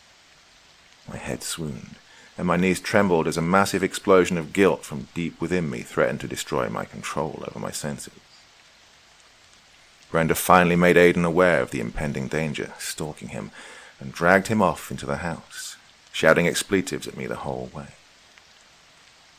I stopped near Cameron's wet body. A trail of water and saliva ran from the corner of his mouth, all the way down to the ground.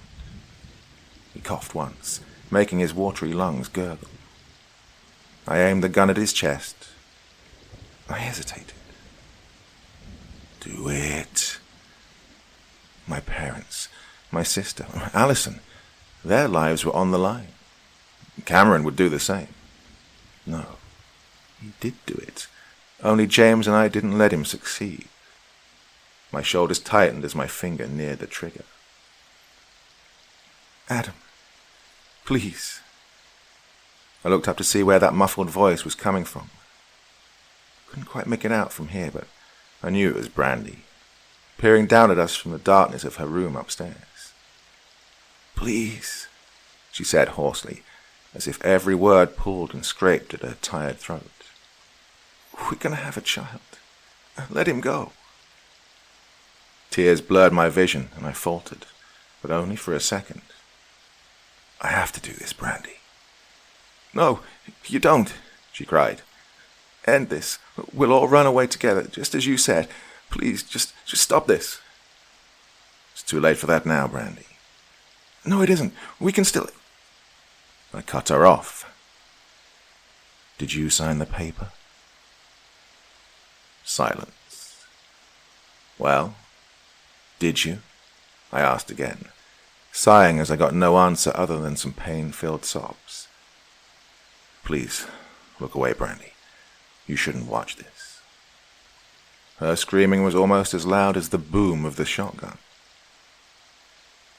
I found them in our bedroom, looking extremely shaken. Allison jumped out of her chair and wrapped her arms around me when I entered the room. "I'm sorry, baby," she wept. "I'm so sorry." "It's okay," I said. "I had to do it. It was the only way." "That's not what she meant, Adam." Patty interrupted me. "It's Mom." My heart skipped a beat. "What about Mom?" "They've taken her," Wyatt replied, nervously twiddling his thumbs as he paced around the room. "Vincent came downstairs while you were in the shack and helped the others drag her upstairs after knocking her out." "God damn it. Why didn't any of you fucking do anything?" I yelled. "I was helping James. I didn't pay attention," Patty replied softly.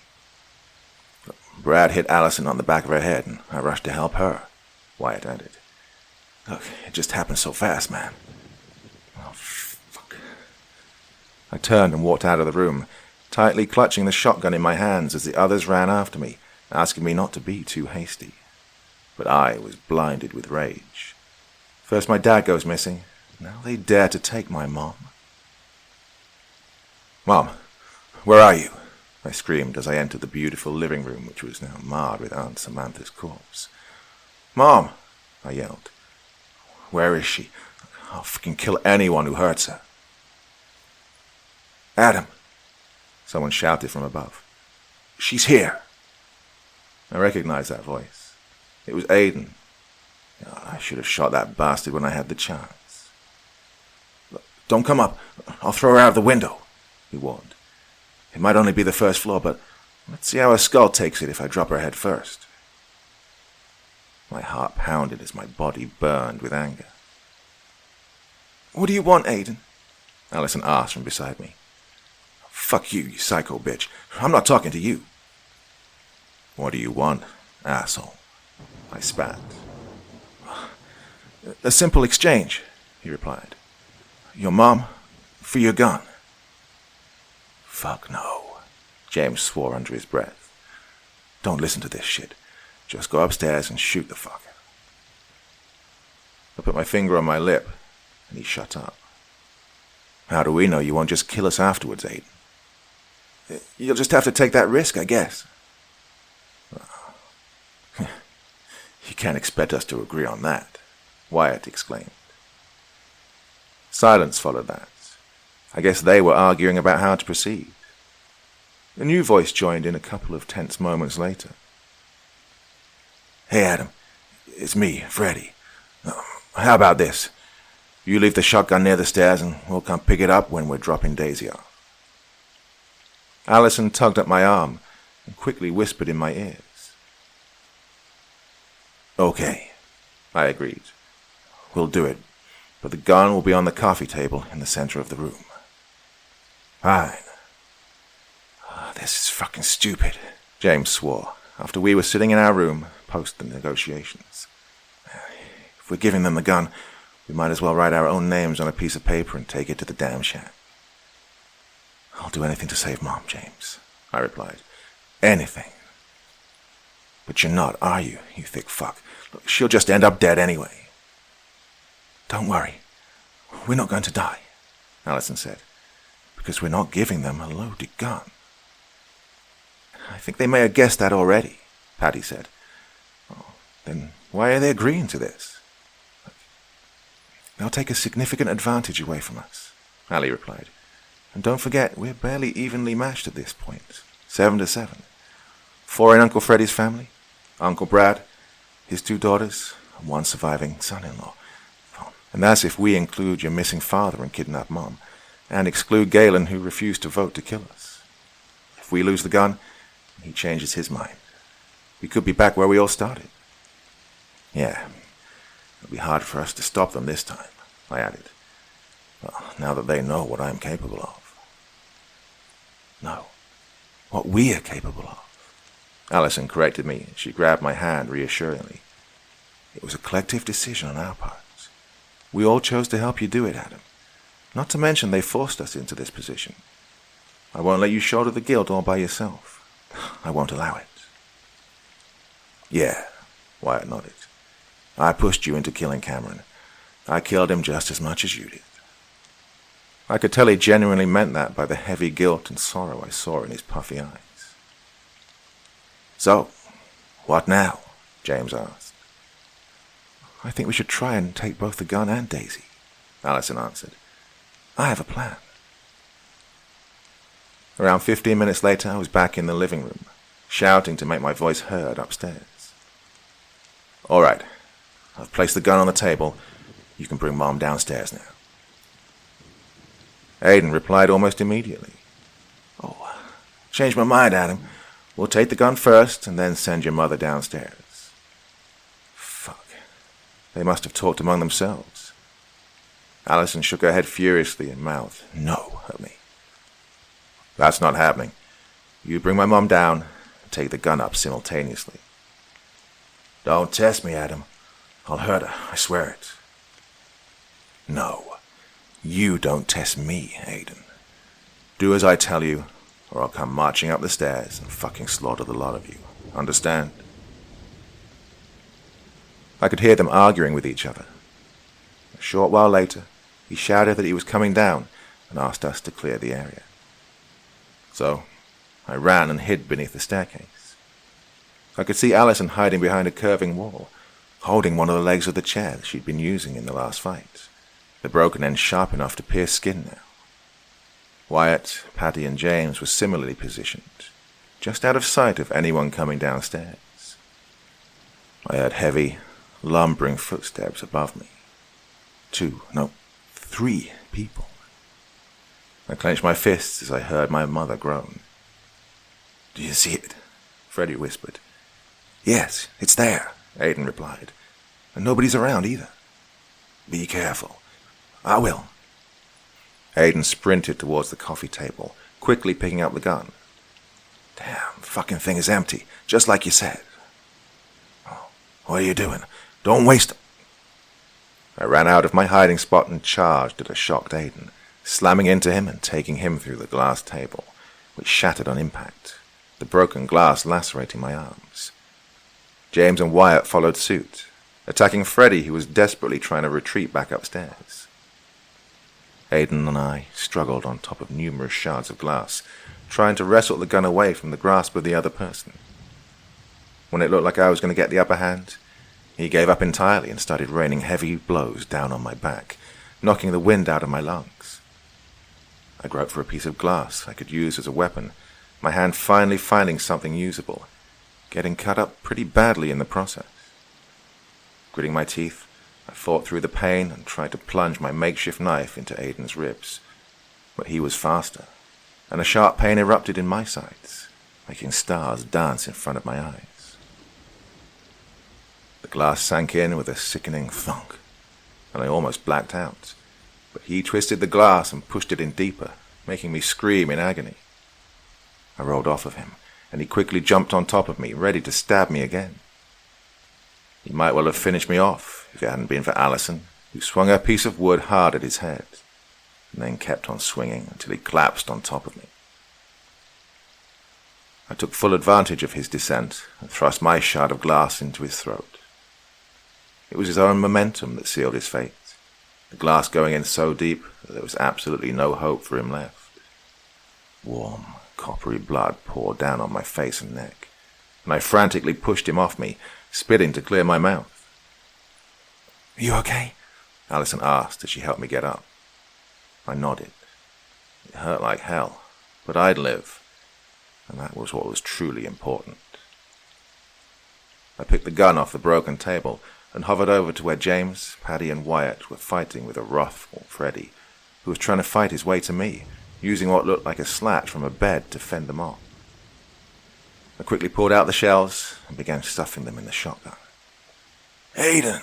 Freddy shouted, but then a flash of fear crossed his face as he saw me loading the gun. More footsteps on the staircase. Others were running down to see what the fuck had happened here. But Freddy stopped them as he himself scrambled for the stairs.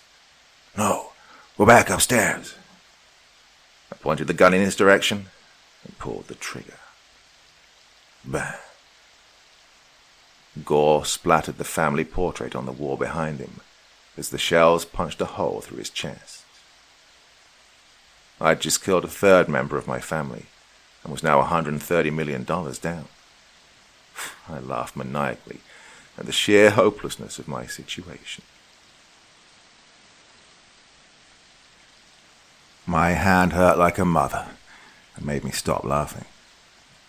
As the fight ended and the adrenaline wore off, a stabbing pain came rushing up the nerves in my arm and assaulted my brain, making me drop the gun with a ringing clang. I collapsed to my knees, fiercely clutching the wrist of my wounded hand with the other.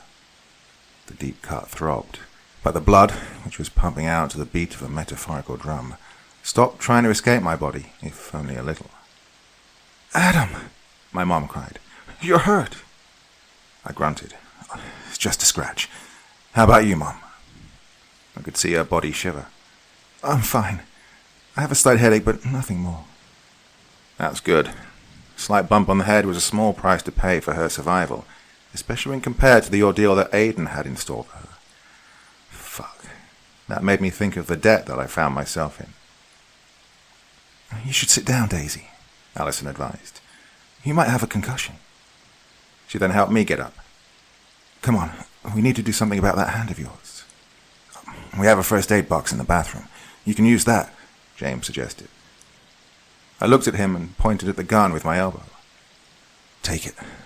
Don't let anyone come down. If they try and force their way through, kill them." With his actions tonight, James had more than earned my trust. By taking on both Aiden and Cameron, kicking the latter into the pool, he'd shown himself to be extremely reliable. Besides, I didn't want to give the gun to Patty because, while I would trust her with my life in most situations, I couldn't do so in this case, as I didn't think she had what it takes to kill another human being. Well, you might say it was extremely stupid of me to let anyone else take the gun, no matter how much I believed in them. But I was exhausted, physically and emotionally. I just wanted a little peace and quiet, to be away from anything that reminded me of the horror we found ourselves in, if only momentarily. But of course, I kept half the remaining shells in my pocket. Allison led me to the bathroom before hitting the light switch. The opulent room was instantly bathed in a soft yellow glow, the light gently bouncing off the marbled floor and walls. She turned on the faucet, and I winced as the water rapidly smashed against my hand, threatening to widen the painful rift. I rotated my wrist to properly clean the area, while Alison fetched the kit from a shelf behind me. "This will need some stitches," she said as she applied the antiseptic. "Unfortunately, I can't do that right now, so I'll just apply the dressing." "Didn't teach you that in the army?" I asked. She smiled. "I just don't have the right tools now, smartass." They were just not there, or did the administrators take them out? I wondered. I think it's the former. "Why?" "I don't know," she shrugged. "Something just seems a little off about all this." "Yeah, well, it is a little out of the ordinary that we're being made to kill our family," I said wryly. She glanced at me, her green eyes full of sorrow and empathy, eyes that threatened to pull my own grief out of the dark place I'd hastily buried it in. "I'm so sorry, baby. I can't imagine how hard this must be for you." "Shh, it's fine. So, you were saying," I asked, quickly changing the subject. "Have you seen the cameras?" she asked as she tightly wrapped the bandage around my hand. "They have a shit ton of blind spots." "They do?" "Yes," she exclaimed. "Don't you think it's weird? I mean, if your grandpa had this planned out, then each and every inch of this house should be covered by those CCTVs. But it's not. The way things stand, it's far more likely those cameras were set up by your average nutty reclusive old man than a raging sadistic psychopath." I felt confused. "And the gas in the kitchen," she added. "It still works. Why? Why would they risk a possible gas explosion? It makes no sense. The whole game seems to have been put up on short notice, maybe immediately after Henry's death." "What does that mean?" "What if your grandpa didn't set this up, Adam? I mean, have you seen the will? Like, physically held it in your hands and carefully perused it?" I could see the confused expression on my bloody and bruised face in the mirror. Then, who else could it be? Someone from the company wanting to take out the legitimate heirs? A rival businessman? "But why would they go to this extent?" I added. "What's the fucking point in setting this game up? Why not hire killers to murder us, plain and simple?" "I don't know," she admitted. "Maybe you're just overthinking this, baby. Let's just focus on surviving this hell for now." The two of us found an argument going on in the living room when we made it back there. An exasperated Patty was trying to reason with James and Wyatt, who were having a shouting match. "Hey," I raised my voice. "What's happening here?" "Wyatt's lost his fucking mind," James replied venomously. "He wants to run away." "Why would you want to throw your life away, Wyatt?" I asked slowly. I can't." His voice trembled as his eyes turned red with tears. I can't do this anymore. The love of my life is lying dead just an arm's length away, and in the same room is her brother's corpse, and I helped kill him myself. Now James wants to... "What does James want?" Alison asked. "To end this once and for all," James answered. "We have the fucking numbers now, for the first time this night. 6 present here against 5 of them. Get a damn piece of paper, and let's end this nightmare." "He has a point, Adam," Patty said. "Patricia!" my mother cried. "Well, it's true, Mom," she insisted. "Or would you rather we die instead?" Mom lowered her gaze, ashamed at the fact that she saw her point. "Please," Wyatt begged. "Don't ask this of me. I can't. Not for Vincent and Galen. They're just kids. They haven't even graduated college yet. I can't do this to them." "And you think it was easy for me to kill my family members?" I asked coldly. "You've known them for, what, a couple of years at most." "I grew up with them."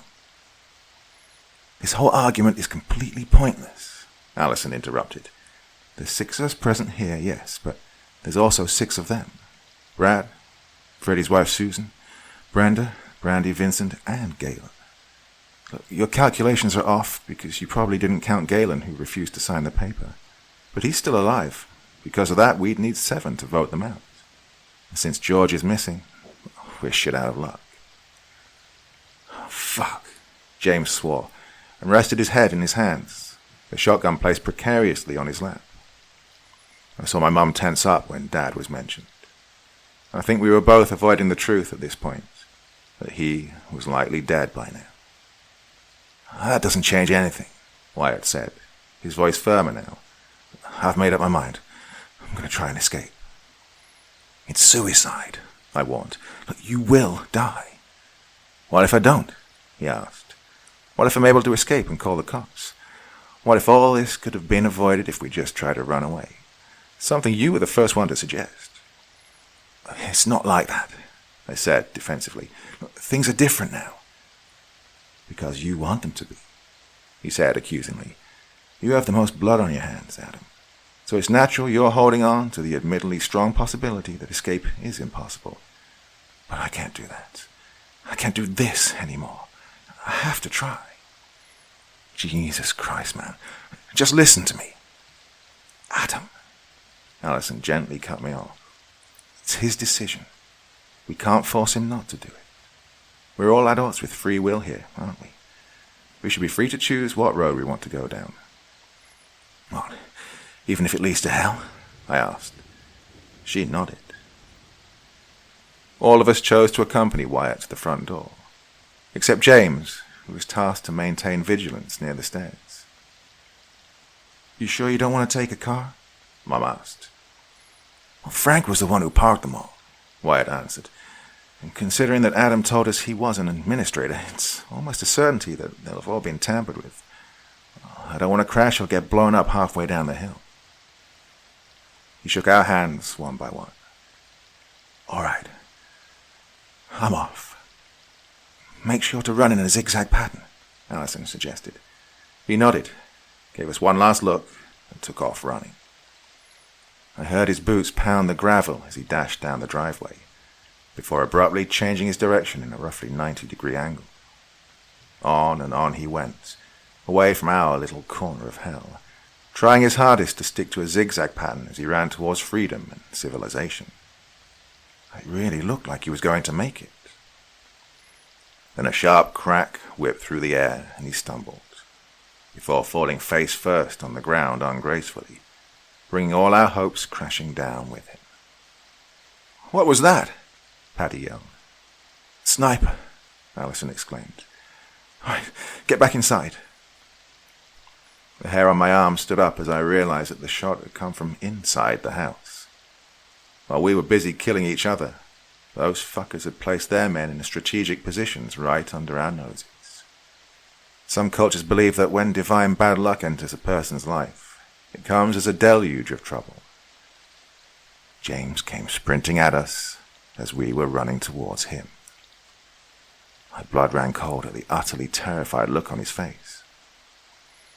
Vincent reached the shack! Vincent reached the shack! He screamed frightfully. How?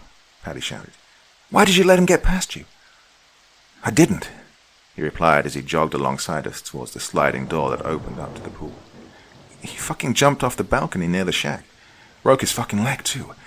By the time I got him in range with a gun, he crawled his way inside. Fuck, I swore. Oh, God, no, Mom cried. He must be buying a gun, Paddy said. No, James said as he placed his hand on my shoulder. He had a paper in his hand. What? How? They don't have the numbers, I shouted. Well, they do now that Wyatt's dead, Allison replied. Especially if they know for sure George is dead too. It made no fucking sense. They must have signed the paper before Wyatt had gone running out, or else the timelines don't match. Not to mention Dad's name was on the first paper too, so they couldn't have known that he was dead back then, even though he'd already gone missing. We must get away from here, I said. Who knows what the fuck is going to happen next? I got the answer to my question a second later, as seemingly dozens of armed men in what looked like SWAT gear poured out of the shack and started moving towards the house. We ran in different directions, but some of us weren't fast enough and were caught in the initial burst of fire. Out of the corner of my eye, I saw my mum get hit by multiple bullets and collapse on the ground, lifelessly. Furiously stamping out the grief and shock, I dove down to the ground and began crawling towards the back door of the kitchen that led out to the garage as bullets smashed into freaking everything around me. Glass, concrete, wood. The bullets showed no mercy on anything, mercilessly destroying everything in their path. And yet, I fought through the soul-crushing fear and kept pushing forward, driven by this point purely by an animalistic instinct for survival. I got out to the garage, the uneven rocky floor fucking up my knees and elbows.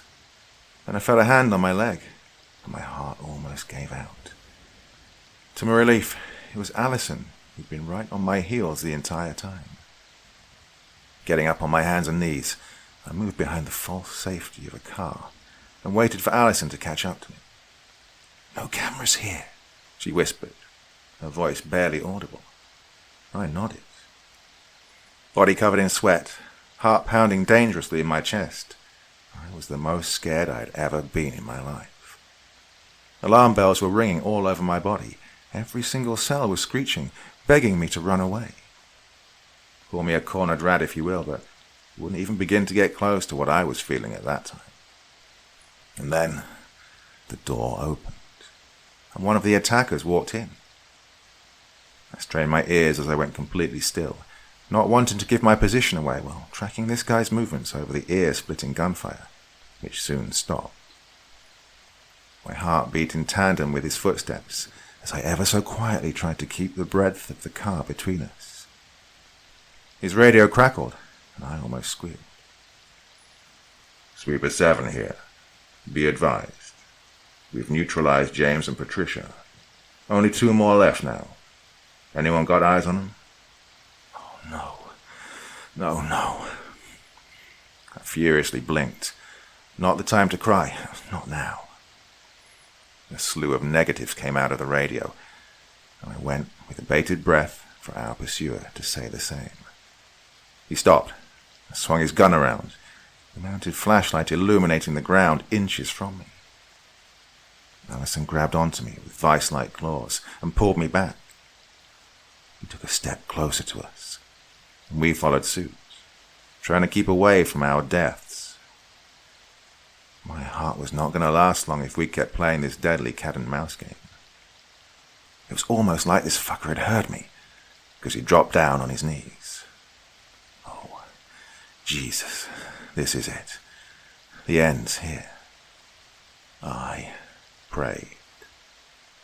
And God answered through the radio. "I see movement in room 1. I think I've located them. We got cameras in here?" Our attacker got back on his feet and walked out. Relief flooded through me so aggressively that little stars danced in front of my eyes. Alison tugged at my shirt. "What?" I whispered. She pointed at something behind her. I craned my neck and saw some long cylinders stacked in a corner. As we got closer, I realized what they were. Green K bottles. Those long gas cylinders you use in welding. I remember that because Grandpa loved building shit. He would often wag his finger in my face and tell me that's what real men did. For the first time that night, I smiled as I thought of him. Alison was right about the game being set up in a hurry. No way these things could have been kept out in the open otherwise. Silently moving these cylinders closer to the kitchen took almost a minute, with every second feeling like a tortuous eternity.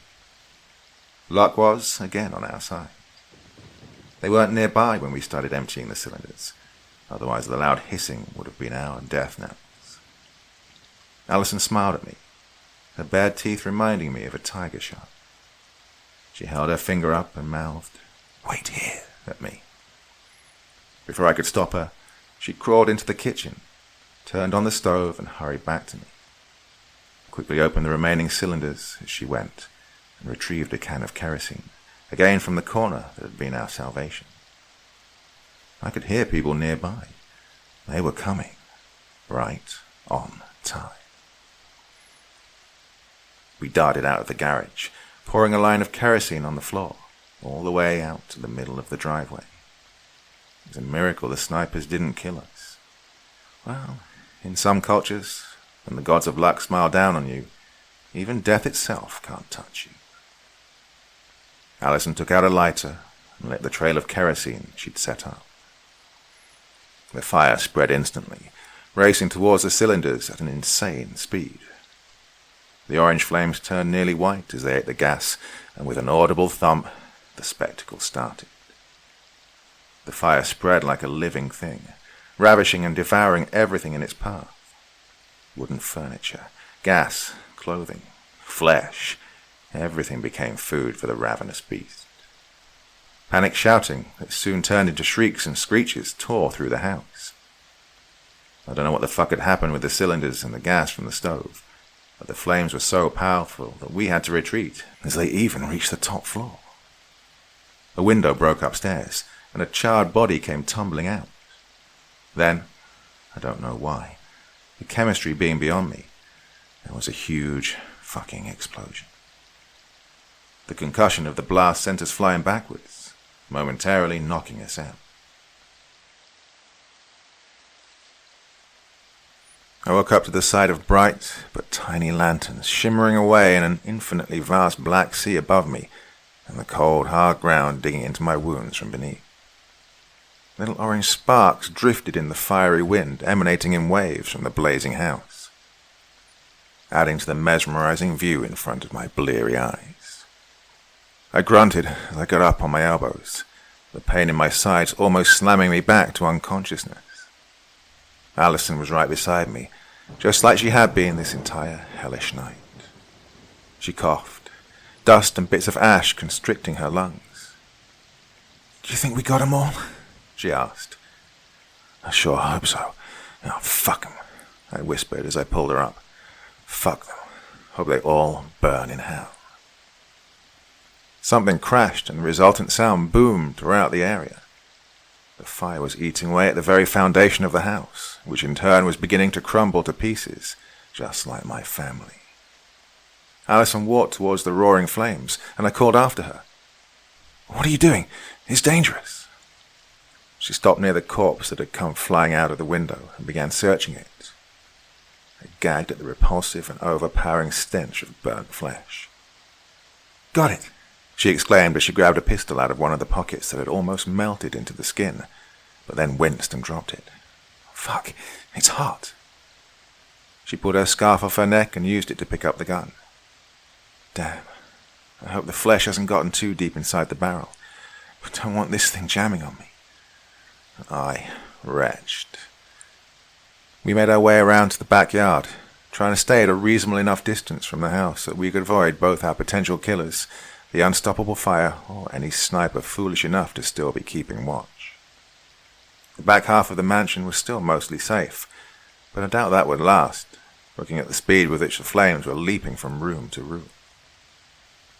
We stopped and hid behind a bush when the infantry shack came into view. I saw Vincent slumped against the wall of the shack facing the pool, a sharp hole in his forehead being illuminated by the orange glow from the fire. Geez, why did they kill him? I wondered. "Finally tying up loose ends," Alison replied. "I don't think a giant explosion was in their plans." "So, what do you want to do?" she asked me. "We need answers," I said, and then pointed at the shack. "And that's the only place we'll find them." We tiptoed over to the shack, staying close to the ground. We heard shouting and sporadic gunfire, but thankfully none of the bullets came our way.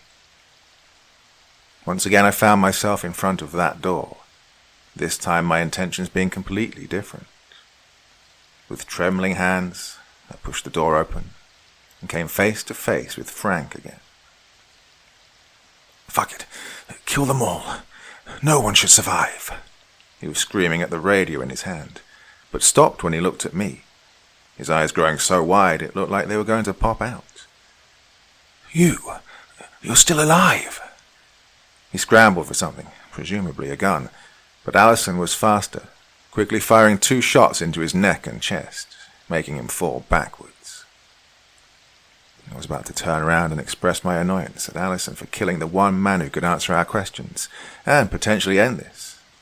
But I didn't have to, because when he stumbled and fell backwards, he ended up pulling the black cloth down, and while the action was, admittedly, not as graceful as the curtains in a big theatre being drawn, the end results were no less spectacular. Weapons and monitors adorned the makeshift control room, and in the center of it all, sitting with a burger in his hand, was my father, whose jaw dropped when he saw me. "Adam." He gawped at us, then quickly composed himself. "Thank God you're here. I thought they were going to kill me." "What are you doing here, Dad?" I asked dumbly. "Why are you eating a burger?" "They offered it to me," he replied hastily. "They've been keeping me here for God knows what reason." "I don't understand," I mumbled, the gears in my mind turning, sliding the missing pieces of the puzzle in place, while one part of my brain desperately tried to stop this from happening, as terrified as I was of the horrifying image that lay in store for me when the puzzle was finally completed. "You," Allison said accusingly. "You did this." "Now, Allison," Dad stammered as he put his hands in the air. "I don't know what you're accusing me of, but please, let's not be too hasty here." "Don't move," she shouted, "or I will kill you, I swear it." "Why are you eating a burger?" I continued. "Mom died. Why would you eat a burger?" "Daisy died?" he said, sounding a little too shocked for it to be genuine. "Oh, God." "There are laptops all around you, watching our every move. How did you not see it?" Anger began to build up inside me. "You disappeared when this whole thing started. Why?" Let me explain, all right?" "Did you do all this?" I didn't." "Why?" "No, you've got it all wrong. It was her." He frantically pointed at Allison. "She's the one who did this." "What?" I glanced at her. "Don't listen to him. He's lying." "She's a gold-digging whore, Adam," he yelled maniacally. "She's doing it for the money. You've seen how well she reacted to everything that happened, right? Didn't you? Yeah. Almost like she knew what was happening, right? She's working for Frank." "So you did see everything on the cameras?" I accused him, and he turned pale at that. "You're lying to me, Dad. Why? Is it about the money?" No. He shook his head furiously. "It's not okay. I didn't do it. You have to listen to me." He screamed, tears streaming down his face. "Look, I'm your father. Why would I kill my own family?" "That's what I want you to tell me," I replied angrily. "Maybe it's someone from the company." He grasped at straws in a room completely bereft of them. I blinked to clear my eyes of tears that I wasn't even aware of. "Why?" I yelled. I didn't." Allison fired a shot on the floor. "Okay, fine." He flinched and then began to sob. I did it. "Why?" I asked yet again. His body shook as he cried. "Was it about the money?" He nodded. "There never even was a will, was there?" He nodded again, wiped his face, and began talking. "The real will just splits the money amongst all living blood relatives. Pretty standard stuff, actually." "So you did it for the money? $300 million worth killing all your family? Your daughter? Your wife?" I asked, aghast. I didn't... "Tell me." "It seemed worth it at the time," he replied guiltily. "Frank was the one that came to me with the idea. Said we could set it up so it looked like the family killed each other over the money. He said he knew people who could help us. He just needed one living member of the family to actually access the money. Just one. I tried to get him to let you and Daisy and Patty live, but he refused." "Fewer survivors, Fewer people to split the money with, right? I didn't think it would turn out like this, he mumbled. What did you not think about, Dad? That you'd have to watch your kids get shot to bits, or that we would fucking stop you? I spat. I tried really hard to get him to change his mind, he whined pathetically. I didn't want you to die. But you ultimately made peace with that, didn't you? Jesus Christ, Dad. Patty loved you. She thought the fucking world of you. I'm sorry. What about Jonathan? Allison asked. Is he even a real lawyer? He shook his head. Oh, fuck. And those assassins? Why send them out? I wondered. The other group didn't have the numbers, so why? Why did you break your own rules? Brandy's baby, he answered. The paper had her name too. Brianna, Vincent said. That's what they were going to name her. Frank thought it was hilarious and decided to humor them. Doesn't matter now. They've all been killed now. Vincent, Galen, Brenda, Brandy, Brad, Susan, all gone. Only you two are left. You fucking piece of shit. Dad saw the look on my face and shrank back in fear. Look, we can fix this. Frank's dead. I can call them off. Tell them the game's over. Just pay them off. Look, we can split the money. $150 million each for the two of us. That's nice, right? My blood boiled at his stupidity. You still care about the fucking money. What the fuck is wrong with you? No, please, he said as he reached for the radio. I'll fix this. I'll show you. Dad lied again. He wasn't reaching for the radio. He was reaching for a gun.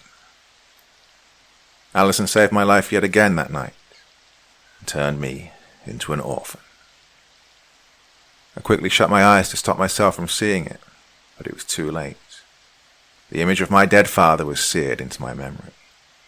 I wondered, as I would thousands of times later in my life, whether I could have done anything to change this, whether there were any signs that I missed, whether I should have somehow known that he was capable of doing something like this. I remember speaking to a friend of mine involved in a property dispute with her sister. She'd tell me how she was blindsided by court cases after her mother died, how her own sister pounced on the chance to extract as much wealth as she possibly could. Does money always do this to a person? Or were they always this way and our love and naivety just prevents us from seeing the truth? I guess I would never really know the answer to that question, because it's not so easy to judge these things in hindsight. We can always find little factoids that we can mold to fit our own biased perception of events. Adam. I felt a hand on my shoulder, bringing me back to reality. We need to get out of here. How? I sighed. How many of them are still living? Will they really let us leave? Yeah, but the masterminds are all dead, right? There's no one left to pay them for the job. She picked up the radio and tossed it at me. We killed their friends. Do you think they'll just let us go? What if they kill us for revenge? Well, look, I'm willing to bet on the greed and selfishness of mercenaries. I'll press the button. Hi. Is anyone listening to this? There was no response. I continued. George and Frank are dead. I repeat, those who hold your contract or are planning to pay you are now gone. We killed them. There's nothing keeping you here. You all should leave. I got nothing but static in response. What does this mean? I asked Allison. Are they planning on killing us or letting us go? She shrugged. I don't know. Only one way to find out. I don't want to die. She held my hand. Let's go. So together we hobbled out of the house, leaving the burning ruin behind us once and for all. Not once did we see a single sign of another human being. Either the surviving mercenaries had all left, or they were just that good. We stopped at the edge of the property, which looked empty and forlorn now. You ready? She asked, with my arm around her for support. I nodded. Thank you, Allie, for saving my ass repeatedly tonight. I'd have been long dead if not for you. She smiled, her blood-stained cheeks somehow turning redder. I love you too, silly. We took one more step, and no bullets came looking for our skulls.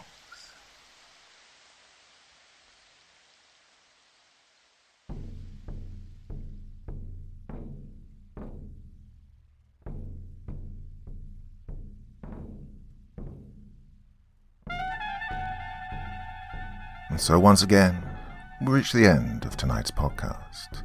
My thanks as always to the authors of those wonderful stories, and to you for taking the time to listen. Now, I'd ask one small favor of you. Wherever you get your podcast from, please write a few nice words and leave a 5-star review, as it really helps the podcast. That's it for this week, but I'll be back again same time, same place, and I do so hope you'll join me once more. Until next time, sweet dreams and bye-bye.